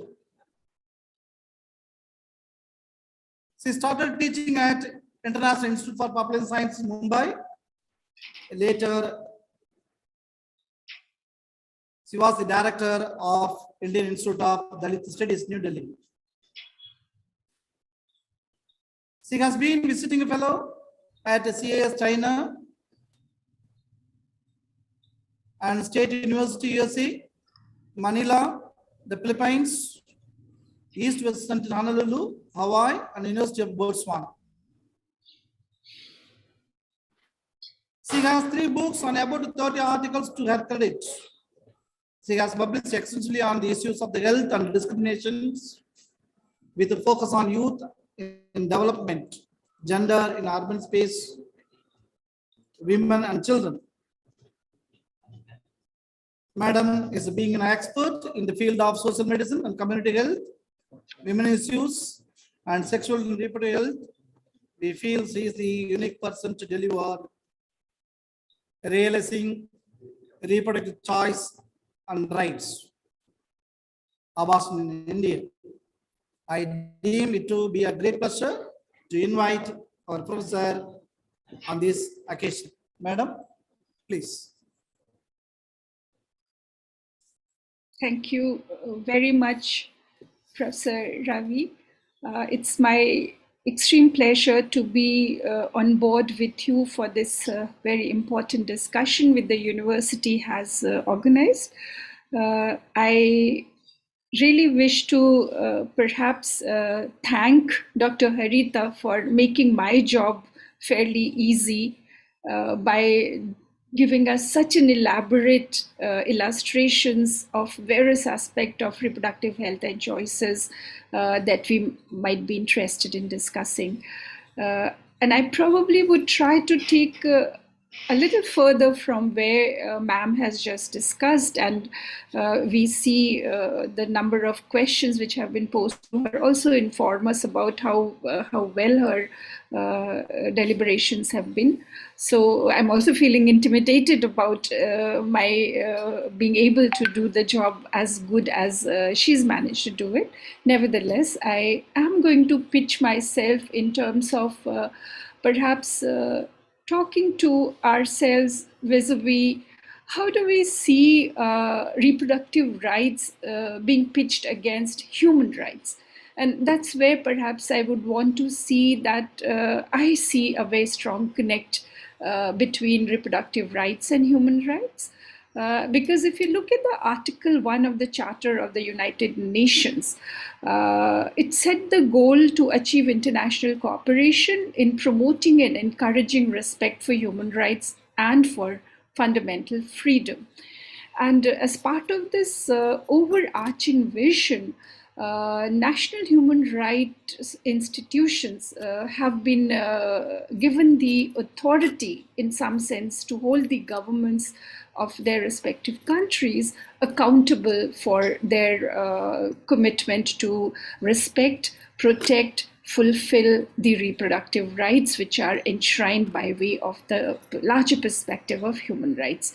And therefore, if we see how the ICPD, the very, very pivotal international deliberation which happened during the mid-90s, 1994 in Cairo, the program of action further articulated in international human rights document, national laws and other consensus documents whereby the place of, if I may say, reproductive health becomes very, very formidable. It was almost importantly suggested that the reproductive rights will have to be protected and promoted without any discrimination. Right of all to decide freely and responsibly the number of children they would wish to bear, the spacing and timing of the children, matters which were related to sexuality, and to have information and means to be able to do all of this, as long as they were free from discrimination, any kind of violence or coercion towards enabling the family building process. Therefore, as it was laid out in the Beijing Platform for Action and Program of Action of the International Conference on Population and Development 1994, we do see that there's a very neat kind of a timeline which has evolved in terms of reproductive rights from the lens of human rights. So in 1975, there is this Declaration of Mexico on Equality of Women and their contribution to development and peace and plan of action, which perhaps was preceded by the 1968 final act of the Tehran Conference on Human Rights. Subsequently, we see in 1993, when we have the World Conference on Human Rights adapted in the Vienna Declaration, and then we have the ICPD happening, followed by the Beijing Conference in 1995, which was on gender and development. Then, of course, the Millennium Summit on the declaration and subsequent MGD goals that were evolved. And in the 2000, that whole decade, and subsequently, we've had a whole lot of summits which have talked about social development by way of understanding what are the pointers of inequalities, etc., etc. So we've had this trajectory where we see the connect between development, population, and the realms within which these two get located by way of women's health, for instance, and therefore reproductive rights become a very important peg along these conversations, right from perhaps the first population conference way back in 1927 in Geneva, to perhaps the 1954 conference in Rome, to 65 in Belgrade, coming down to Alma Ata. And I want to connect this with Alma Ata for the simple reason that we have World Population Conference in Bucharest in 1974, and Alma Ata happens about a couple of years down the line in 1978, wherein there is a connect which is being established between health and development, for that matter. And subsequently also, when we try to locate Mexico, for that matter, 1984, the International Conference on Population in Mexico, again, there is reiteration on women and health concerns for women. However, the arguments could be by way of what emerged in the Bucharest conference as development is the best contraceptive, and of course the different lines of argument for the same slogan which was given, difference being from the developed countries' perspective versus the developing countries' perspective, in terms of infusion, in terms of what could be ensuring development versus what could be addressing the curtailment of population growth. So the point perhaps I'm trying to gear towards is that when we are talking about reproductive rights, we need to project them in the larger frame of human rights, wherein the trajectories of development, health, and people per se become very effectively connected. And therefore, Ma'am Harita has also already spoken to us about how do we actually disaggregate in terms of how do we understand reproductive health versus reproductive healthcare versus reproductive rights. Just to reiterate, perhaps coming back from the WHO concept itself, when we are talking about the state of complete physical, mental, and social well-being, not simply the absence of disease or infirmity, particularly when it gets related to the matters of reproductive systems and to its functions and processes, by way of which there necessarily has to be certain constellation of methods and techniques, services, and programs that contribute towards health and well-being in order to prevent and address what reproductive health problems could be. And this, in fact, then kind of gives us a sense of how do we see what reproductive rights could be, which are already recognized by national bodies, international law, and get embedded in the international documents which are legal in some sense.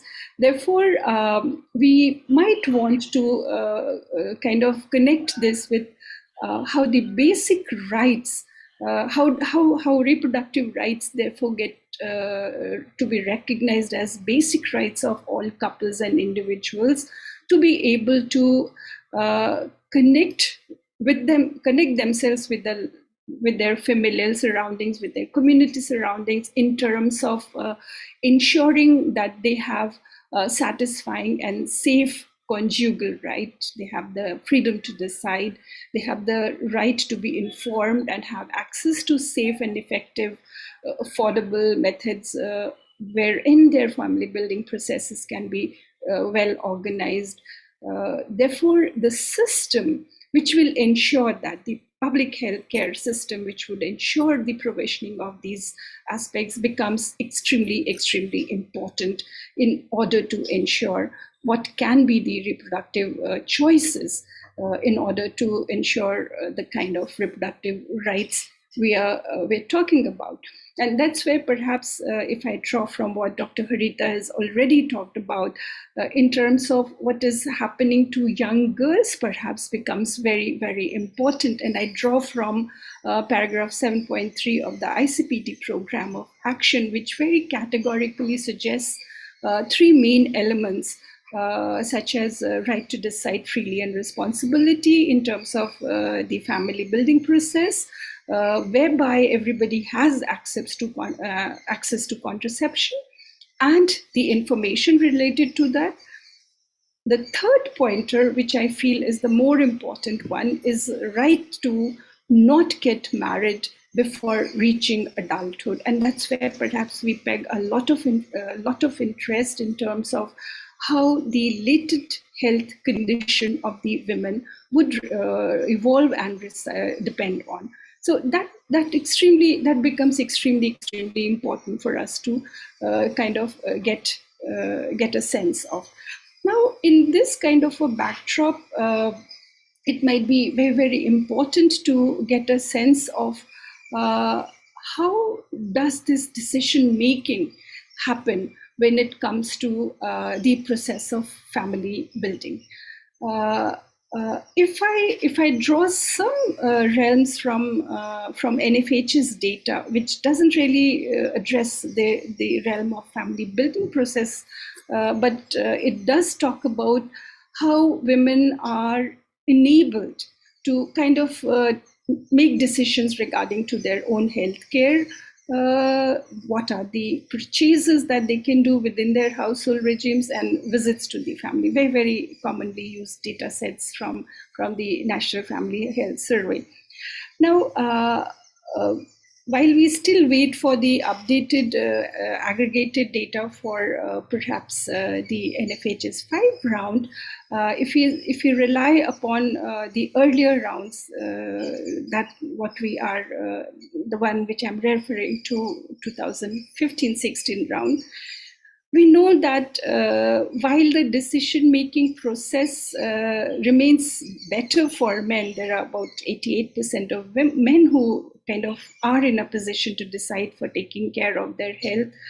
Just about 3/4 of women who are able to do that. fairly all right. I mean, not all that bad in terms of the share of decision making which is happening by women for their health. But what becomes, or what needs to be seen in this consonance is their access, women's access to money. It's only about 42% of them who have access to money, and therefore execution of decision making for health becomes a bit of an issue and needs to be further disaggregated and seen in this light in order to believe that even if when 75% of women are in a position to decide for their own health, how does that impact actually on their health conditions? This becomes also important to perhaps see in the light of what are the realms of inequalities within which women are often kind of located. Now, to address this, we might want to, and in fact, I don't really have to say anything new about it. The reiteration of the fact that there are gender imbalances, whether we look at decision making, which we just seen, we look at any other variable from education to work participation, we see those the levels being uneven. Now, in this kind of a backdrop, I think when we are addressing, or we are calling upon the reproductive rights in the light of equality, in the light of gender balances, then perhaps the point which Dr. A.G. Khan had just made in a form of the question to Dr. Harita, where do we see the role of men coming in when we are deciding about the kind of discussion we hold on women as responsible for ensuring their own reproductive health. And therefore, I think it becomes important for men's participation in ensuring the contraceptive choices and safety vis-a-vis, perhaps even we might want to start talking about the infertility services. And perhaps, yes, all the more now when NFHS 5 has already suggested that we have kind of reached our aimed fertility levels, as is evident from the data that is visible to us. Therefore, I think the realm of infertility becomes very important in the larger perspective of reproductive health, because in the South Asian socio-cultural milieu, motherhood has been given a lot of weightage. Therefore, the physical, emotional, psychosocial realms, which are very, very relevant when we have to address the concerns for infertility, particularly in the light where infertility as a cause for childlessness is largely attributed to women, more perhaps due to the sociogenic conditions. Therefore, that aspect for me at this moment perhaps takes a front seat in terms of the argument perhaps that I'm trying to make. The other realm which has also probably become important in the context of reproductive health is the how do we get down to the improving of maternal and newborn health. And therefore we of course, I'm sure we are familiar with different programs which are already in place to kind of work through these, the sexually transmitted diseases, the realms of unsafe abortion. And the last 24 months have thrown up a lot of unpleasant information regarding childbearing, childbirthing, and unsafe conditions of abortion, which have been experienced by women across the world. Therefore, reproductive health today probably is necessarily needs to be seen in the light of how does healthy sexuality, including adolescent populations, gets kind of promoted in whichever sense that we might want to think about. And in this realm, perhaps I would want to take a note of how we see the information, or how we see ourselves vis-a-vis abortions, vis-a-vis, what are the services which are available when it comes to the choices that one can make, the right perhaps to decide the number of children, etc., etc. Now, if I go by a very simple, basic reporting that has again based on our available data sets, it really kind of gets appalling when we note that we at the moment are experiencing, again going back to the 16-17 HIMIS data, health monitoring and information systems data, which reported about 47 per 1,000 women aged 15 to 49 experiencing abortions, which is again a reporting from the public sector. We really do not know what could be happening in the sectors which are not informed of, or we are not familiar with. So if we go back by the same information, there are about 13 women who are dying every day due to unsafe abortion, which is again based on the reports which were reported in the newspaper on 26th of July 2018. Again, trying to relate to the need of the limiting realms of the family is an important aspect, and abortion facilities or services become very, very important in that sense. In fact, if I may recall the IPAS Foundation study, IPAS Development Foundation study, it reports that in the first 3 months of COVID-19, 47% of the estimated 3.9 million abortions that would have likely to have taken place in India during this span under the normal circumstances were believed to have been compromised, which means that about 1.85 million Indian women could not terminate an unwanted pregnancy, which actually kind of conveys the gap which was visible in terms of the unmet need of the services which could have geared women towards safe termination of the pregnancies which they were not really keen on bringing on to the term. So before March 2020, if we relate with the micro level data, micro study data, it is stated that there could be about, the range of requests for abortions was something to the tune of 40 to 45 on an average, but it seemingly increased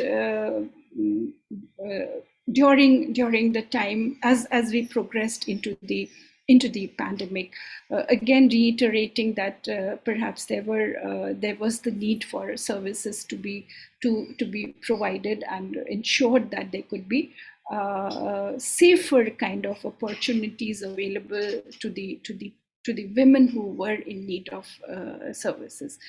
And we've just kind of got a sense from Dr. Harita that as far the legal safeguards are concerned, women cannot be denied the services which are required for safe delivery of a child or safe termination of the pregnancy, which is quote unquote unwanted.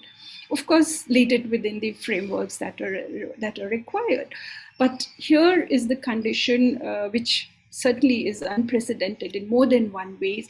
We do have something of this tune suggesting that there were about 26% rise in unwanted pregnancies, and about 10% women could not access the centers where they could have received the contraceptive services. So even while pharmacies which could provide these services were restricted, or the access to them was restricted because of the COVID protocols which were to be followed. So when we really therefore peg on abortion services and the need for the abortion services to become relevant and important for the lives of, not only the lives of the women, but also for their health concerns, I think it possibly is the most divisive women's health issue that policymakers and planners face, particularly in our kind of scenarios in developing countries, where one would probably say that safe abortion facilities are not available to most women. A lot of it is because of barriers which are existing for access to such services, and which actually many folds multiplies the risk of health risk which these women have to therefore endure. Given the fact that women in India have very little control on their own fertility, they have very, very poor health. I mean, their health priority is also fairly low. The chances are very high that they may not be only experiencing abortion, but they could also be spontaneous as well as induced abortions once they get into that realm of happening. That, and this is where perhaps we need to see all of this in the light of the larger frame of the nutritional status of women who probably would be undergoing childbearing in that sense. In fact, I mean, I'm sure most of us are familiar with the fact that globally about, and particularly if we go by the South Asian scenario, about roughly 10 to 20% of all maternal deaths are actually attributed to abortion, or rather lack of abortion facilities in that sense. A lot was being said and is continuing to be said in terms of lockdown, stay home kind of protocol has probably given rise to the baby boom. But the alternative argument for this baby boom is that it's perhaps a reflection on the lack of contraceptive services, and also perhaps the hike in the services, required services for the abortions or medical termination of the pregnancies. So I think what perhaps becomes important for us to consider in terms of the legal safeguards vis-a-vis abortion, which is important certainly because it was only on the recommendation of Shah Committee which proposed legalization for abortion, which I'm sure we are all very familiar with. So abortion anyway was available with or without kind of safe systems in place. The idea was that to ensure safe methods of termination of pregnancies, which is why it was brought under the legal fold by way of Medical Termination of Pregnancy Act, which was later on modified as PNDT. And recently, if I recall correctly, there has been a reduction in the age at the gestation period duration of the termination. So there have been considerations of this nature, but how far have we been able to really ensure that the gap whereby decision making for women actually make that difference is really also very important. All the more when we see women being pitted against women by way of their roles as healthcare providers, as medical practitioners of gynae and obstetric, as nurses, etc.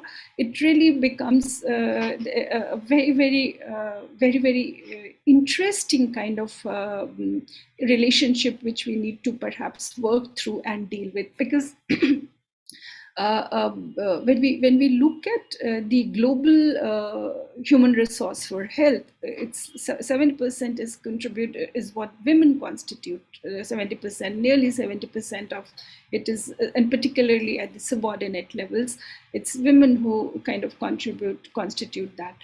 Therefore, this kind of dichotomous association, whereby on the one hand, there are certain triggers which ensure some kind of rights perspective within the fold of reproductive health, which connects itself with the human rights perspective.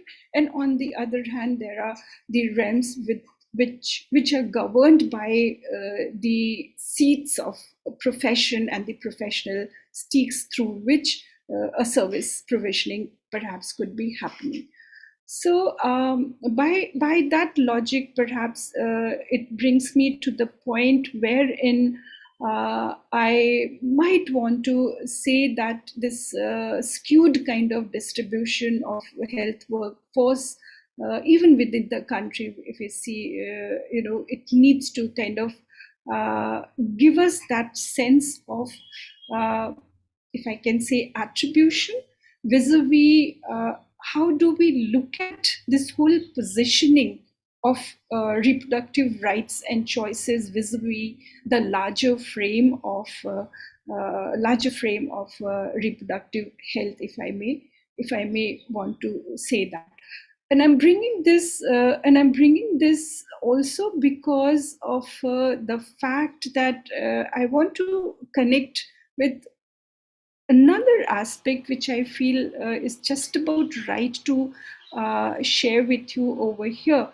Many of us perhaps are not familiar with the fact that the maternity leave that women enjoy is the product of what evolved as the deliberations on the health of women and children way back in 1938 in November in the Bombay Legislative Council, wherein Dr. B.R. Ambedkar expressed his concern about women's health.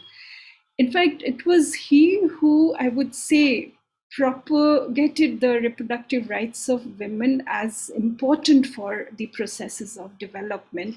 And to the extent that he even proposed that if it is for the health of the women, limiting the number of births that she has to bear, the number of children that she has to bear, perhaps needs to be controlled. He saw this as a measure to prevent maternal and infant deaths and to reduce morbidity among them.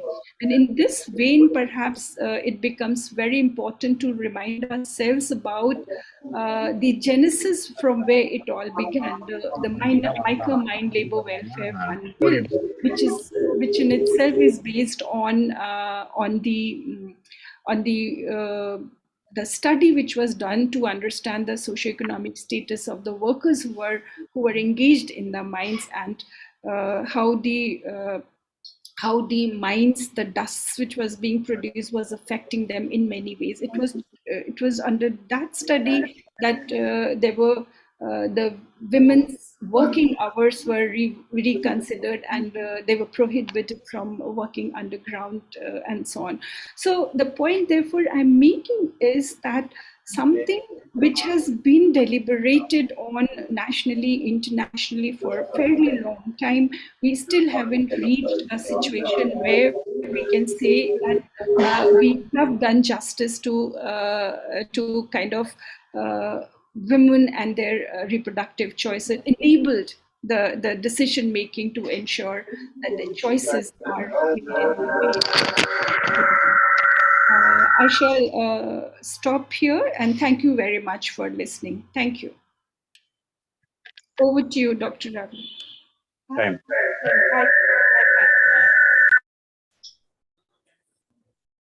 Thank you, madam. Thank you for your presentation. Now, forum is open to ask any questions.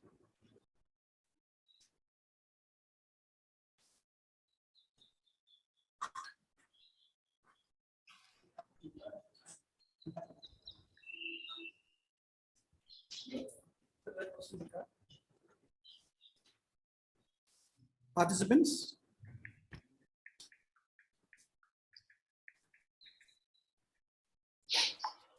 Madam, good evening, madam. Good evening. I have one clarification, madam. Yeah. Do you feel is the rural women have a right to abort the unwanted baby without husband and his family, without the influence of husband and his family? I think if I've understood your question correctly, you're saying that is it that the rural women have better autonomy or in terms of making their choices? Did you say that? Yeah, in that point. Yeah, I think it may not really be a blanket kind of an assertion that rural women versus urban women, because when we are understanding social behavior or the behavioral aspect of fertility, women as an individual entity do not really function as much as they function as part of the larger entity that could be family embedded within the community and the kinship. And therefore, the decision that she has to make will have to be in consonance, or most of the time is in consonance with what the larger social ecology in which she's surrounded is supportive of. Therefore, it may really be not a very easy distinction to make between rural versus urban, because even within rural and urban, there'll be other layers which may be functional. Women and her own levels of education and information, women's spousal interconnectedness, spousal educational levels, etc., economic, socioeconomic constraints that may be experienced. So I would refrain from saying that it could be rural versus urban kind of a scenario until and unless we superimpose other indicators also within rural and urban. That's what I would say at this point. Thank you very much, madam. Yeah, good evening, Dr. Sangamitra. This is Surinder. Hi, Surinder. How are you? Yeah, fine. Thanks for the nice presentation as usual. Just one this thing I would like to know is like nowadays, like women's entry into politics, of course, it is beginning now. Still, it is less. So, do you think that if their involvement in electoral politics, if it is increases, the rights of women will still be they can achieve faster?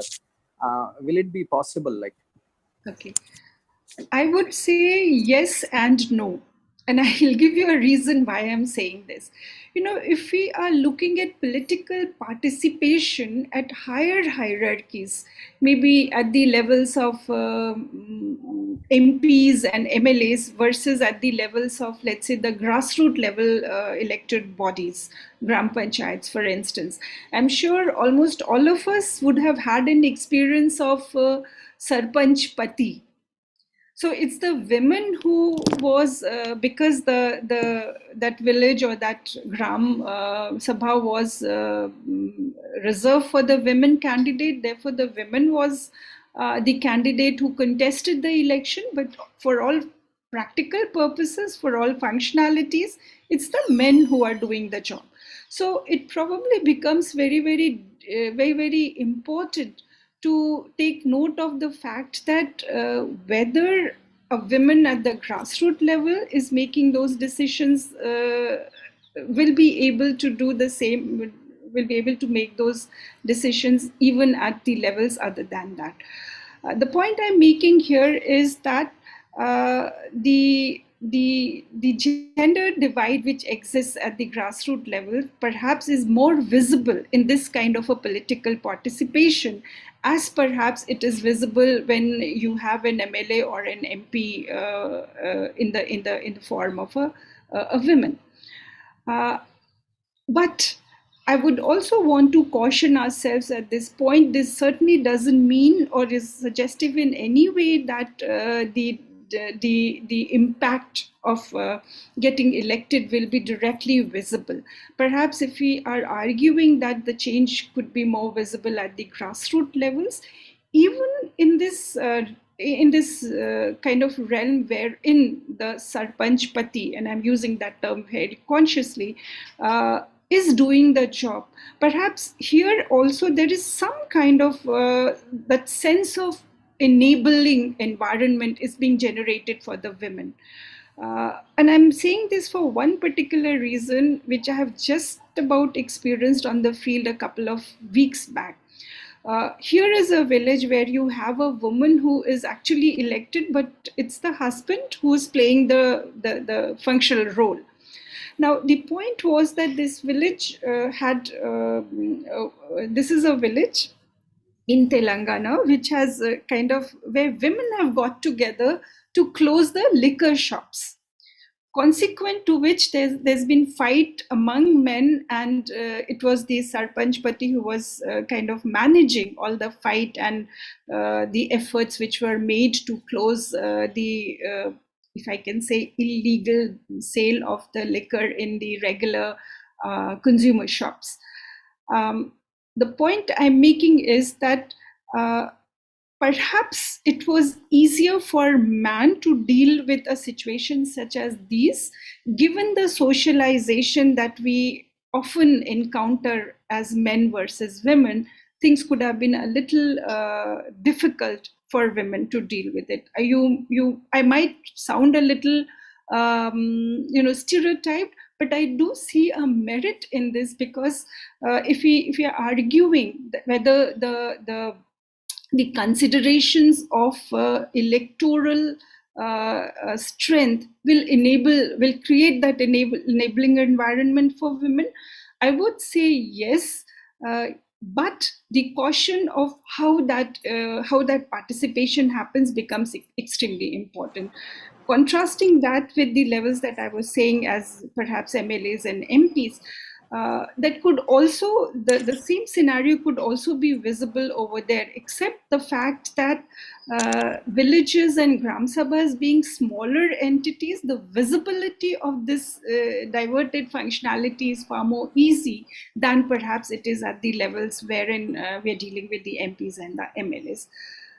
Given all of this, I would still feel, even if it is on paper, it at least begins to ensure some kind of enabling environment, which hopefully will be followed by empowerment. That's what I would say, Surinder, at the moment for this. Yeah. Thank you. Thanks for your very frank opinion. Thanks a lot. Thank you. Yeah. Hello. I'm calling. Yeah. Yes, please. Yes. Hello. Thank you very much, ma'am. I'm calling Eve, and I'm calling from Rwanda. It's in Africa. So, you can, sir. Please yeah. wait. After complete use, you can ask. Huh? Sorry, Yves, please go. Okay. I think, yeah, please go ahead. Please go ahead. Okay, so so many unmarried ladies here in Rwanda are getting pregnant and they are giving birth. Yeah. And the problem is the abortion is not fully legalized. So unless in case of rape, some kind of rape, and what is true, it is nobody's is not being raped this time. Few cases of rape are recorded. So the other thing, whenever the abortion is around, so the hospitals are charging a lot of money. So it's a kind of discouraging those ladies who want to undergo for abortion to make it. So these ladies have no other choice unless to give birth only for children which they cannot take care of them. So my question was, so can we organize some kind of maybe strike to make our government to understand the issue? I don't know what can we do in this purpose so that the government can change their opinion about that one. So remember that all these things, these ladies, they choose also to undergo for unsafe abortion, where so many will just lose their lives, something like that. So, yeah, I was wondering if we can organize some manifestation, some kind of manifestation. I don't know, what can we do in this? Thank you so much, Eves. You've brought up a very, very important issue, an issue which we most of the time shy away from talking about, discussing, or even bringing in on public platforms such as this. Rape is a phenomena which is global, and we really have, I don't really have to go into the details of the scenario across the world. In fact, that is something which perhaps directly addresses what we are debating today in terms of reproductive health and reproductive choices. If the violation of my whole self is there, is happening, what kind of choices and rights am I going to be ensured of is the question which we need to ask the state per se, because by way of human rights, where I began with, if the contention is to protect and provide for, I think it becomes very, very important to ensure some kind of system wherein a rape person who has experienced rape, I wouldn't want to say rape victim, because I would rather want to say the perpetrator who actually is the victim of his own psychological malady. Which is why he's kind of he or she, I mean, given the newer realms, the perpetrator should actually be the victim of his own psychosocial maladies. So I think there is a need to perhaps bring out the consciousness about the women, particularly who suffer the ravages of unconsented sexual interaction, whereby pregnancies happen and they need to be given the choice to terminate it as and when they desire, particularly for the sake of doing away with that unpleasant experience that they would have experienced. In contrast to that, I'm sure this runs across societies. Most often the women who experience rape are advised to adopt the children or marry the person who has actually committed the unpleasant act with her. So I think we have to perhaps begin from the very scratch, creating that kind of reversal of victimhood.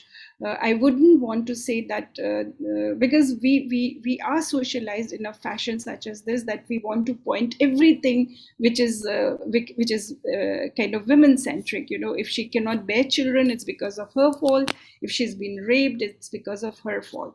Because there are plenty of other dimensions also which come in for the event of rape, for that matter, race and caste being one of them, religion being yet another one. So the point, therefore, which becomes important is I'm in complete agreement with you that perhaps there could be some kind of a charter that we might, as part of, as an end product of this event, can be that we at least, design something whereby we are saying that these are the needs for women who have experienced, who need abortion services because of A, B, and C. One of them being certainly the events of rapes, experiences of rapes that have that have happened to them, because it directly affects both mental and physical health of the individual, which also affects their livelihoods, it affects their social bonding, it affects their larger socio-ecological environment also. So I am on board with you in this. I'm sure the organizers are also kind of listening to it. We'd look forward to something of that sort if it can be brought on board. At least a kind of pointer that this is what is the current condition, and therefore this is what we need to do. Please listen to these voices, which are important for a viable choices vis-a-vis reproductive health that can be given to those who deserve it, women who are participating, and one half of our population is. Yves, I hope I have made some sense to your query, but I think we really need to start from the scratch on this count, because a lot of sociogenic, stigmatization, if I may use that word, is kind of very much there. So we have to be we have to craft it very neatly in order to make a sense to those whom we think will, consider the policy making or program initiatives, etc., etc. Thank you. I hope. Thank you for bringing this question on board. Thank you, ma'am. Hello. Hello. Yes, Dr. Khan, please.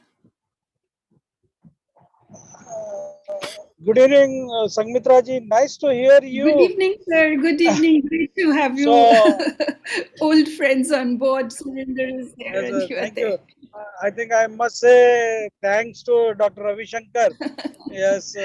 So, ma'am, I think in your presentation you have covered quite a lot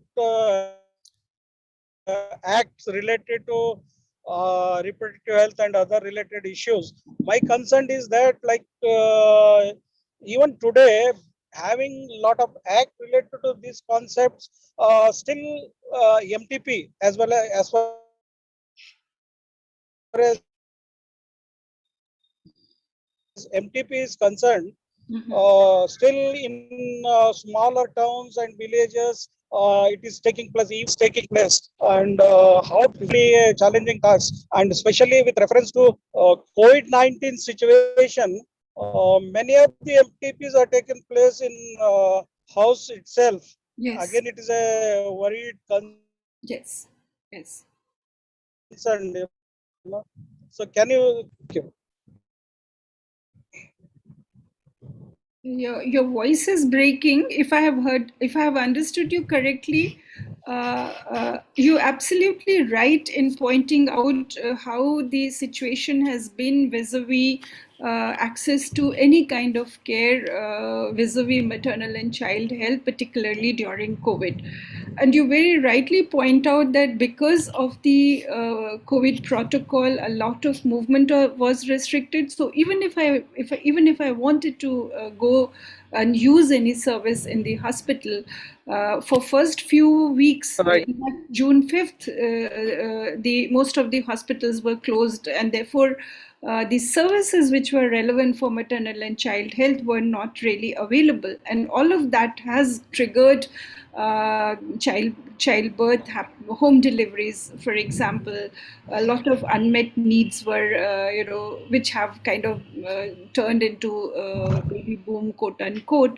So similarly, abortion per se, if I may just peg it over there, is a tabooed discussion. We wouldn't want to talk about it as part of the social frame. We perhaps might want to talk of it as population scientists or demographers. But if we look at from the social realm, we would not want to talk about it. We wouldn't want to access therefore these services in an open frame. All the more. So surreptitiously, stealthily, those services have been there for a fairly long time. It's only like I said, Shah Commission post, we get the legalized services, etc., etc. So what becomes perhaps important here, Dr. Khan, is that in the light of already, minimal kind of share of GDP that we have at the moment, 1.17% of the GDP is being spent on health, public health sector, health in total health sector for that matter. Even Bangladesh spends roughly 2.34%, if I recall correctly. I think the first call should be to clamp together to advocate for this increase, all the more when we have seen fresh hand that what COVID has done to the whole system. Despite the public-private partnership, which has been talked about so much in terms of care provisioning, we all know what share of COVID care has been provided by the private sector and at what cost. So I would probably want to believe and argue for the idea that there necessarily has to be a strong public health system wherein, if there is a PPP model which needs to be kind of taken on board for dissemination of services, the roles which the public sector has to play vis-a-vis the private sector necessarily has to be fairly well illustrated. Unlike the current kind of regimes whereby you almost see that the public sector's infrastructure base is being used by the private sector by way of the resources that are available to them at the very, very minimal cost of the land, etc., etc. The sharing of the profits which the private sector does by way of the cost that is kind of put in place for medication, drugs, equipments, etc., etc., necessarily has to be shared vis-a-vis the public sector. The point, therefore, I'm trying to make is that the public-private partnership should be a kind of mix whereby it's not only the private sector which gains, it has to be the public sector which also gains in some way or the other, certainly not at the cost of the user for sure. So I would actually think that you brought it fairly well in terms of COVID-19. The home deliveries have increased, abortions have increased, unsafe abortions have increased, for which we really have only micro-level crowdsourced data. We really do not have any, if I may use the term, authentic data set until and unless we want to rely on what the micro studies have been suggesting. So I'm completely on board with you on this count, Dr. Khan, and thank you for bringing it here in this discussion. Over to you, Dr. Thank you, madam. Thank you for a nice presentation. And patiently you answered for various questions from the participants. Thank you, madam. Dear participants, one announcement. The feedback form will be given today and tomorrow. Each day you have to send separately the feedback form to receive your certificates.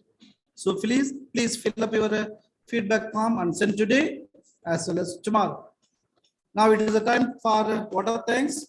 Now I request Dr. M. Ravi Prakash, Associate Professor of the Department of Public Studies.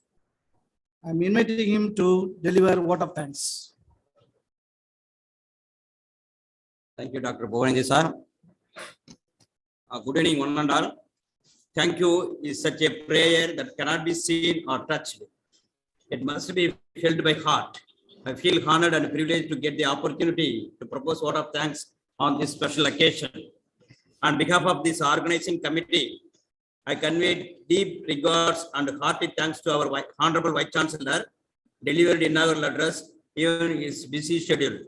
I also, today my words are not enough to express the gratitude to our Dean, Dr. N. Ramagopal, delivered a presidential address and also for his continuous encouragement and helped us to success this webinar.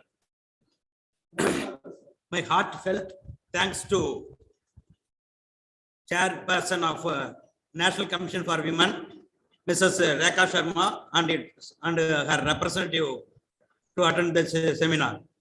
I would thank to all the delegates honorable delegates and speakers who blessed us with their presence. Words are not enough to thank their constant guidance and support to shape the webinar. I would like to thank our beloved HOD, Dr. A.K. Ravishankar, for his constant help and guidance that radiated a source of energy within us who have given the welcome address. My special thanks to webinar director, Dr. K.H. Bimalada Devi, briefly about the webinar. I would like to thank Dr. Pugarendi, assistant professor of my department, for his wonderful convening this program. I am very much thankful to organizing committee members, all non-teaching staff, research scholars who always stand by us for making the webinar a successful one. My sincere thanks to all the heads of the department also who participated in this webinar. I would like to thank Dr. Jaya Prakash, assistant professor, computer science, who helped us in many ways to strengthen this webinar. At the end, I would like to take this opportunity to thank all our participants. If time is money, then today you have spent millions for us. Thanks to all you for making this event a successful one. Thanking you.